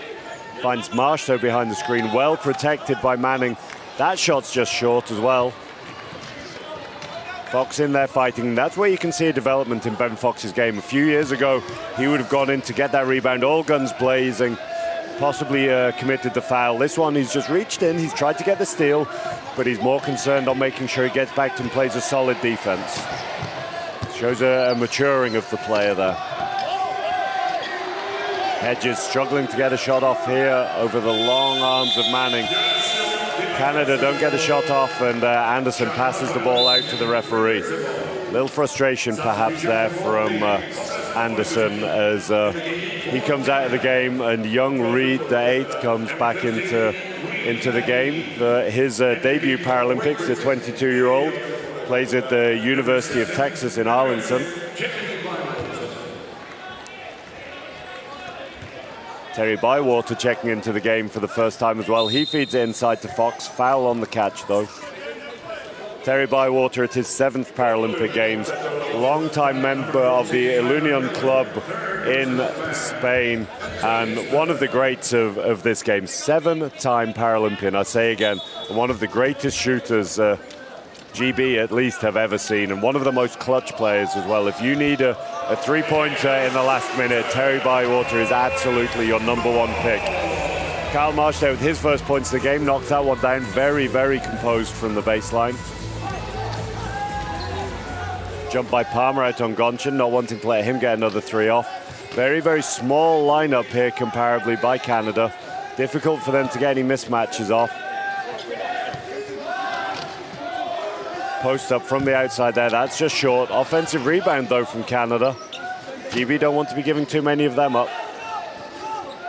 Bywater jumps out to Gonchin. Fox this time with the boards into the hands of Marsh.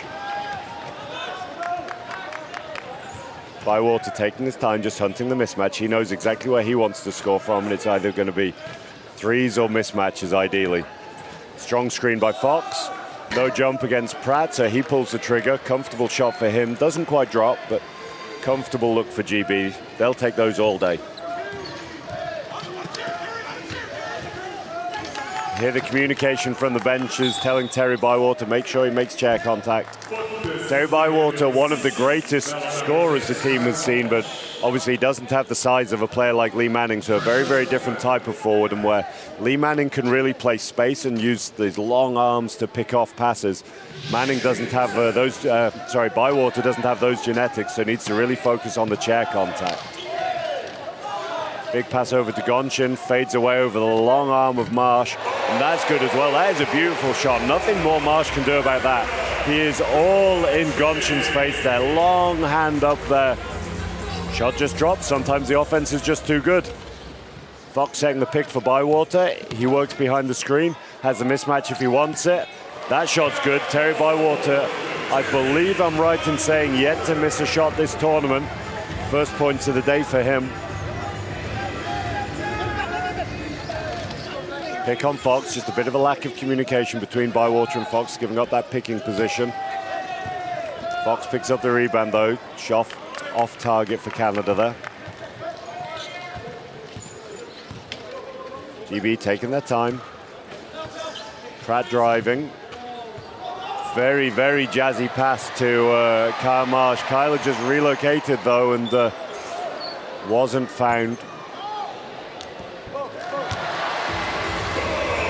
Kyle Marsh chasing to keep the ball in play. Managed to, but rolled it straight to Bo Hedges. Veteran move there, just following Marsh in the hope of getting the ball.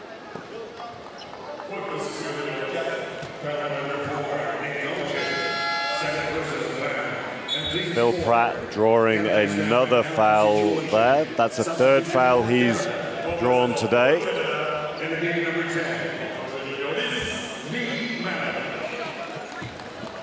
Nick Gonchin, the foul called on there. Pratt behind the screen. No switches. Now it's going to be Kyle Marsh behind the screen.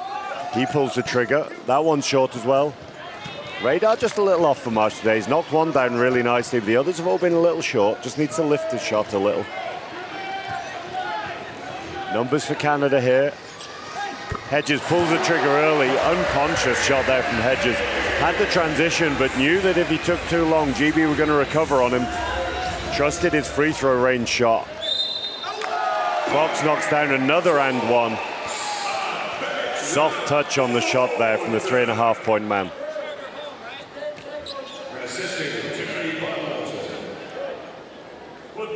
Long pass from Bywater for that assist. Fox to the line.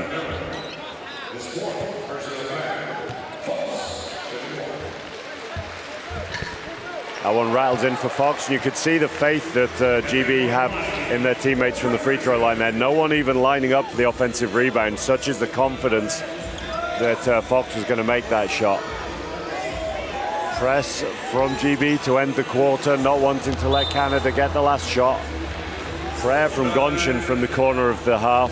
Doesn't drop. 0.6 left on the clock though, so GB will have to inbound the ball at the end of this third quarter.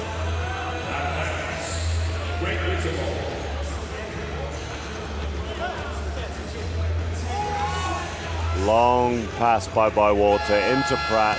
He puts it up for three off the glass. I was sure for anything in the world there that GB were just going to inbound that ball nice and safely, hold on to it. But no, Terry Bywater decides he needs to get involved in another Paralympic highlight reel. Long full court pass there. Beautiful replay of it here to Pratt. Pratt's timed the turn of his chair, just that he's facing the basket to touch that in off the glass. Celebrations from the GB bench there. I'm sure that long after these Paralympics are finished, we're going to see that shot again and again.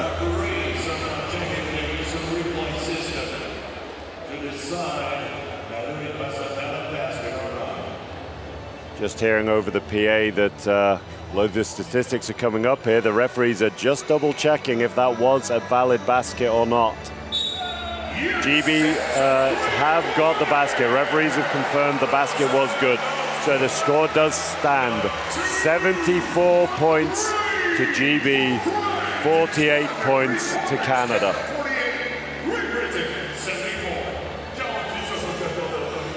GB extending their lead again here, winning that quarter by 9, 24 points to 15.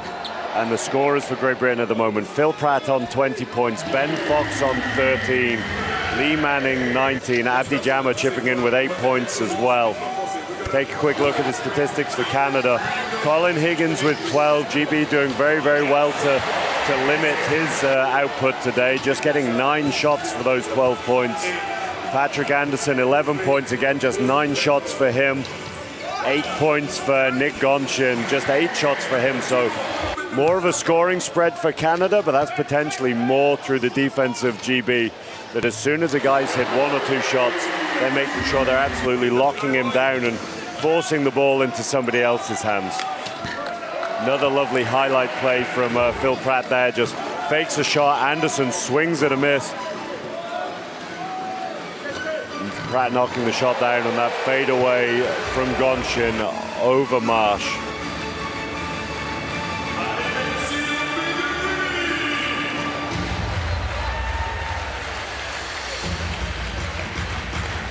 Looks like Warburton is going to be checking back into the game here for GB, as we just see one of his many passes into Lee Manning here today.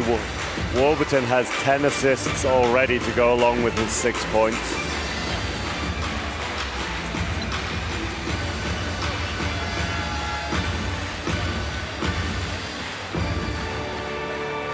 Manning finishing very strong there. That was the one where he was hoping that there was going to be a foul called.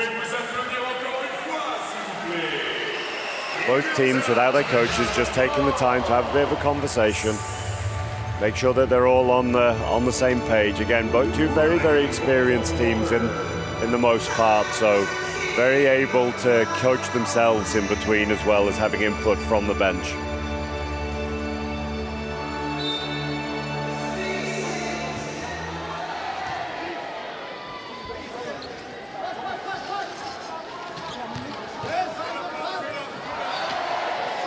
Another fade away from Gonchin over Marsh. This one doesn't drop though. It's a difficult shot, that over Marsh. He's someone who's deceptively long in his chair. Pratt second the pick for Bywater. He drops the shoulder, fakes, kicks it to Warburton. They're working hard to get Bywater the shot here. He knocks that one down through a lot of contact, leaning away to make that. Still 100% for this tournament, I believe.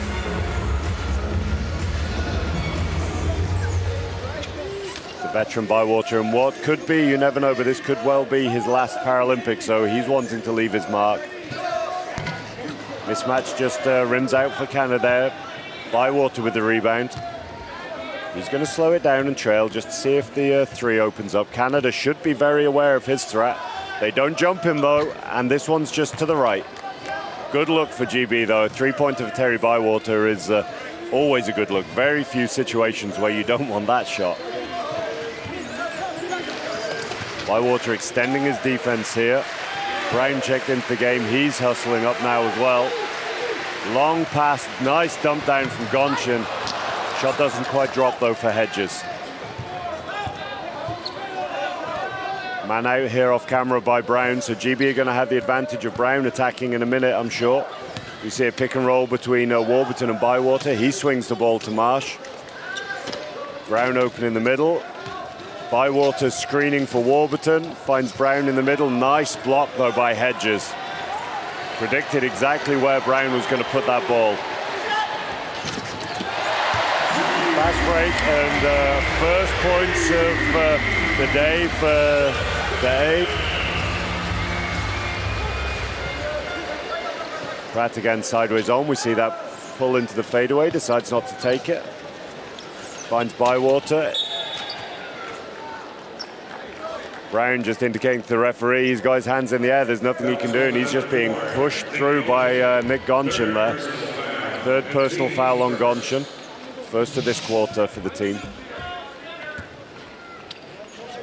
See that pass, no look, whipped around by Greg Warburton there. That one just rims out for him. Struggling a little bit from the field today, Warburton. Extending the defense on Hedges there. Gonchin, ball fired into Gonchin there, a little too hot for him to handle. 2-2 so far this quarter, scoring slowing down a little for both teams. 26 points to lead to GB.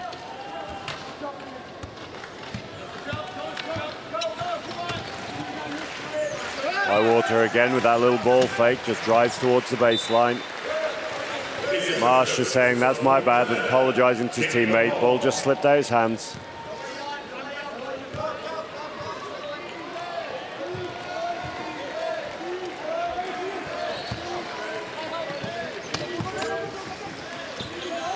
Higgins pulls out to three again. Warburton jumps in, not wanting to let him get hot. Nice shot in the middle there from Lee Melimick. His first points of the day, and Harrison Brown giving him all sorts of pressure there. Foul by Jasmine in the backcourt. Not a huge contact, but when you have a double amputee like Harrison Brown, you can see there in that situation how quickly he can turn his chair, creating a lot of pressure.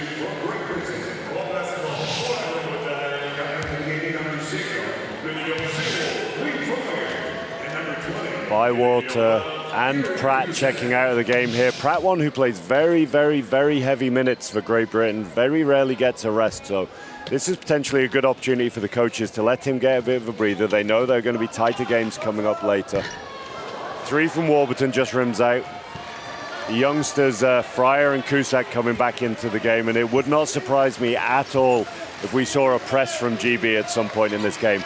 And that's not because they need to use the press to win this game. Absolutely not. But they're going to want to get that press ready for some of the other tests that they've got to come. Fight for the ball there, and that'll be a jump ball to Great Britain. Cusack working hard to backpick Gonchin here. He's gone off court, he's got to come back round. Cusack working very hard here, pushing fast. Controlling Gonchin in the backcourt as GB attack. Fryer's open underneath, doesn't find him. Great cut by Cusack, draws all the defense, kicks it to Marsh. Shot doesn't quite drop for Marsh. Does drop for Warburton though. Knocks that one in from the elbow.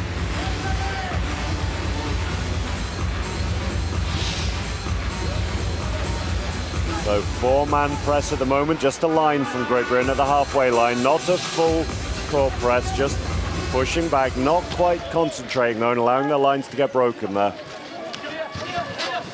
Nice little bounce pass inside from Gonchin. Shot doesn't quite drop though.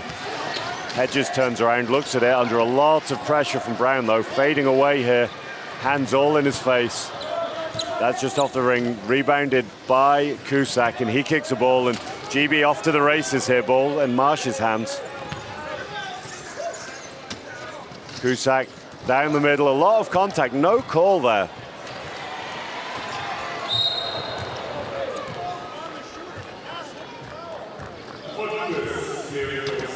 Coach Johnson just having a word with the referee as he goes past there. Like Cusack was trying to get the shot off, in his opinion, couldn't because of the foul. A little disappointed from Johnson, and foul in the other direction by Fryer there. His third of the day.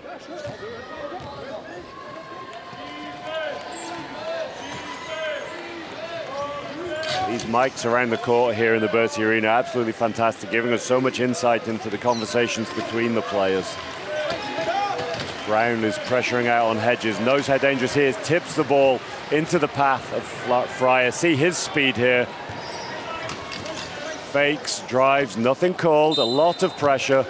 Call in the end on the arm. I think Fryer was looking for the footplate foul there though. Just hope we get the replay there. We'll just see him just fake and drive through. The initial contact was a little earlier, but clear foul on the arm there.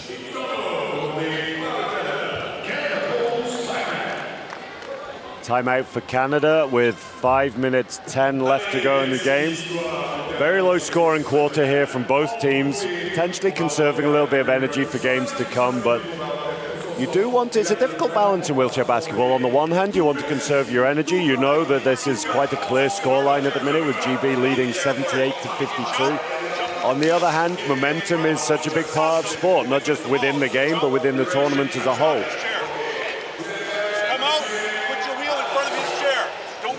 Like this, and then he rolls to the basket. In front of him, wheel in front of his chair. Clear instructions from Coach Johnson to Lee Fryer there. He doesn't want Fryer just flying past and reaching in for the ball. What he wants is him to slam those brakes on. He wants to get good wheel position and then to be able to challenge and pressure. He doesn't want that pressure to be while he's moving, to be out of control and just blow by the player and giving him a potential shot if he doesn't get the first block.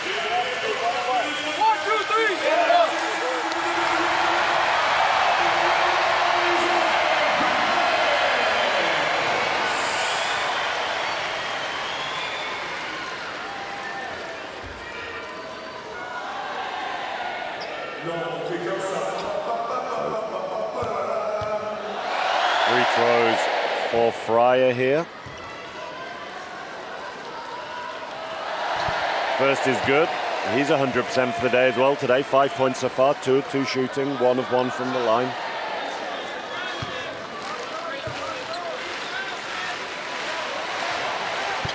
Second's good as well. Great shooting by the young man there.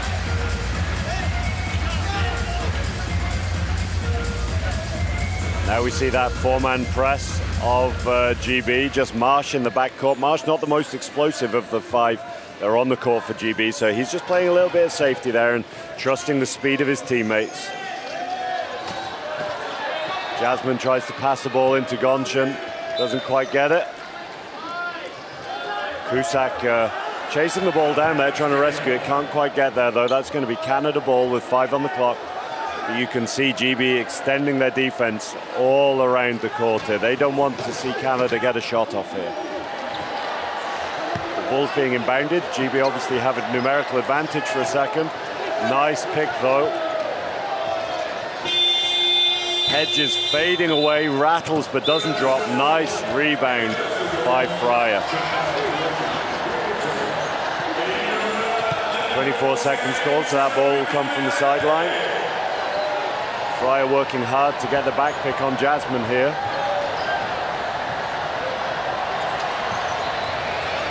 Marsh pulls out behind the three, kicks it to Fryer behind the screen. Harry Brown setting the screen for him, protecting the shooter. Fryer off the glass, that's just a little flat. That's a shot he likes though. That left-hand bank shot is a favorite of his. Five-man press, this time line press from GB. Smothering Canada's offense here as high as they can. And another steal by Fryer. Stays under control here. Smart there by Gonchen. Had to be careful. If that had been too aggressive and he'd have got too much of the arm of Fryer, not made enough of a play for the ball, that could have been an unsportsmanlike foul, but just made it clear enough he was playing for the ball, so just a regular foul for Gonchen. His fourth though, one more and he'll have to take a seat. Cusack cuts inside, finds Fryer though on the baseline. That rattles and drops in for him. He's up to 8 points personal.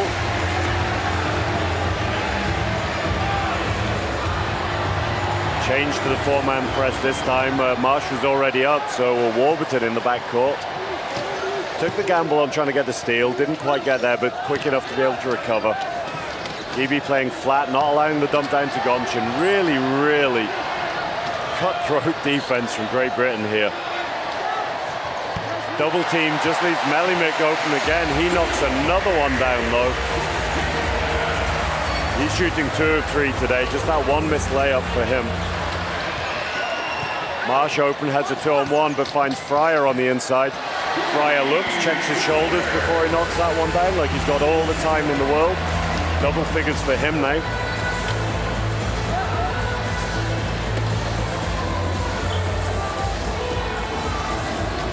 Press continuing for Great Britain. Maybe just using that press with some of their less experienced players on the court, maybe just using that press to give themselves a little bit of energy and intensity that they might not otherwise have had. Brown, lots of pressure on Gonchen there, fading away off the side of the glass. Brown has a break, nope, comes back to set the pick. Smart from Brown, takes out 2 players with that pick. Jasmine clearing 2 players out in transition. Lucky not to get an unsportsmanlike there as the foul is drawn by rebound. By Brown on the rebound there, sorry. It's a double amputee, but Harry Brown very, very light in his chair, just gets taken out from behind there, hits the deck, but he bounces up very, very quickly. He'll be fine. Yeah, Jasmine just had to be a little careful there. He's playing the line, he's a veteran, he knows how to commit those fouls, just having a little dig every now and again. Just not letting people get in transition easily if he feels like the referee isn't looking. Nothing too malicious, just making sure there's no easy transition for GB. First just rattles out for Brown.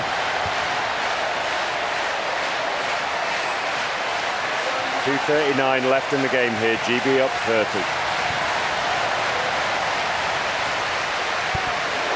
Second is good though from Brown. His first points of the day as well. 3-man press though, a lot of flexibility. 3-man going into a 4-man press for Great Britain. Such great understanding between the players here. Marsh just getting burnt for speed there by Higgins. Great chair control by Higgins as well. Highlight play here from him. Managed to burn Marsh with the ball, then take on Fryer as well. The explosive Fryer beats him too. Fryer and Cusack playing the power game here. Fryer driving through the baseline, spinning on the dime. Knocks that one down. Nice move there by Fryer.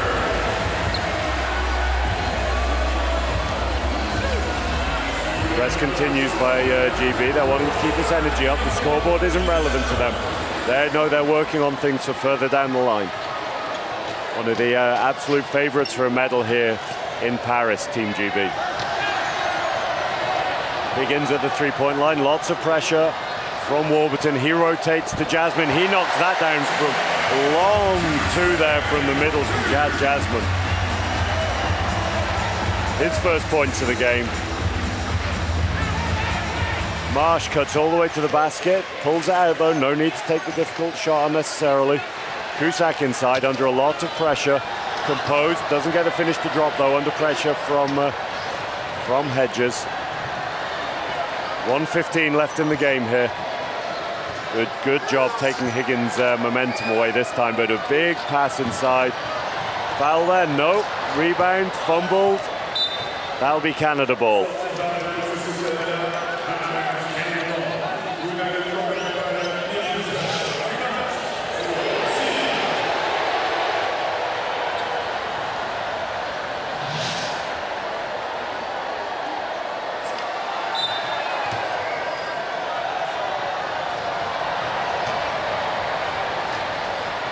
Inbounded for Canada here. Hedges under pressure from Fryer, trusting his speed to recover. Pick back. Higgins behind the screen, just rattles out. Pressure by Hedges though, isn't letting Fryer go easily. Passes ahead to Brown, almost fumbled it, does well to control it. Taken out from behind there. A couple of hard fouls here from the Canadians.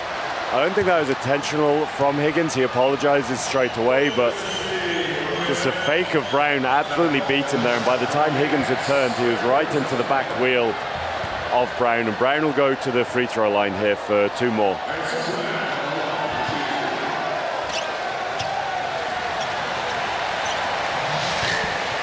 That one rattles and comes out as well for Brown.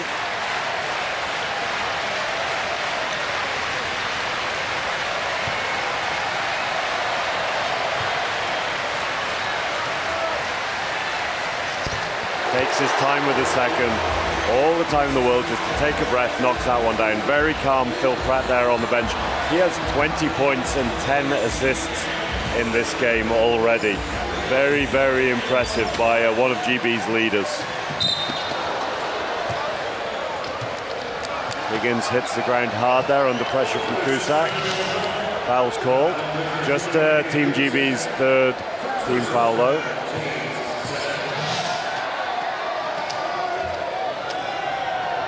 .33 seconds left in the game here.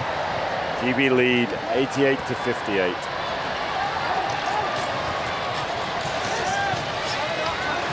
Marsh putting a lot of pressure on, not allowing the pass from Higgins there. Jasmine opens up, nice rebound from Brown there, and he spins and is off to the races. Fryer's underneath as Brown fires the ball in. That one maybe needed floating rather than firing though. Fryer, a relatively slight forward, but absolutely not afraid of having a scrap for the ball there, digging in with the veteran Bo Hedges to get a piece of that one. 10 seconds left in the ball games. Canada advance the ball. I'm sure they'll just hold it from here. They're playing for the last shot. Layup's missed. Brown passed it out. And that is the end of this game. GB win the last quarter 14-10. The first time they didn't break the 20-point barrier, but a comfortable win for them, able to get everyone in the game, able to give Phil Pratt a long break in the fourth quarter there. GB win the game 88-58 over Canada. Looking through our scorers here for Canada, we had Patrick Anderson with 11 points and Colin Higgins with 14, followed closely by Nick Gonchin with 8 points, along with Bo Hedges also 8 points. But I think the strength of GB's defense today was their ability to force the ball into the hands of people who are usually those workers that we talked about for Canada. They have so many selfless players who will work and work and work to create shots for others, but don't necessarily want to take a high volume of shots themselves. GB did really well pushing the ball into their hands. Canada shooting 42% from the field. For GB, Lee Fryer, the young man with 12 points and 4 rebounds to go with his 2 steals. 8 points for Abdi Jama and Greg Warburton, respectively. 19 for Lee Manning, 13 for Ben Fox on 5 of 6 shooting. 20 points for Phil Pratt. 56% from the field for GB and an incredibly efficient 13 from 17 from free throw.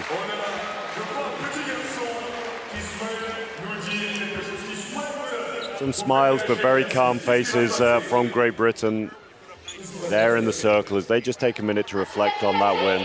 Conversations from the coaches, high fives all around, and they'll move on to their next game as they applaud the friends and family. Huge GB contingent and a lot of Canadian fans here in the crowd as well. Really great atmosphere generated in the Versailles Arena. We have another look through the stats here. Canada shooting 4 of 10 from the three-point line. That's very good shooting from threes, and they were also very efficient from the free throw line, 6 of 8. They just didn't get there anywhere near as often as Great Britain did.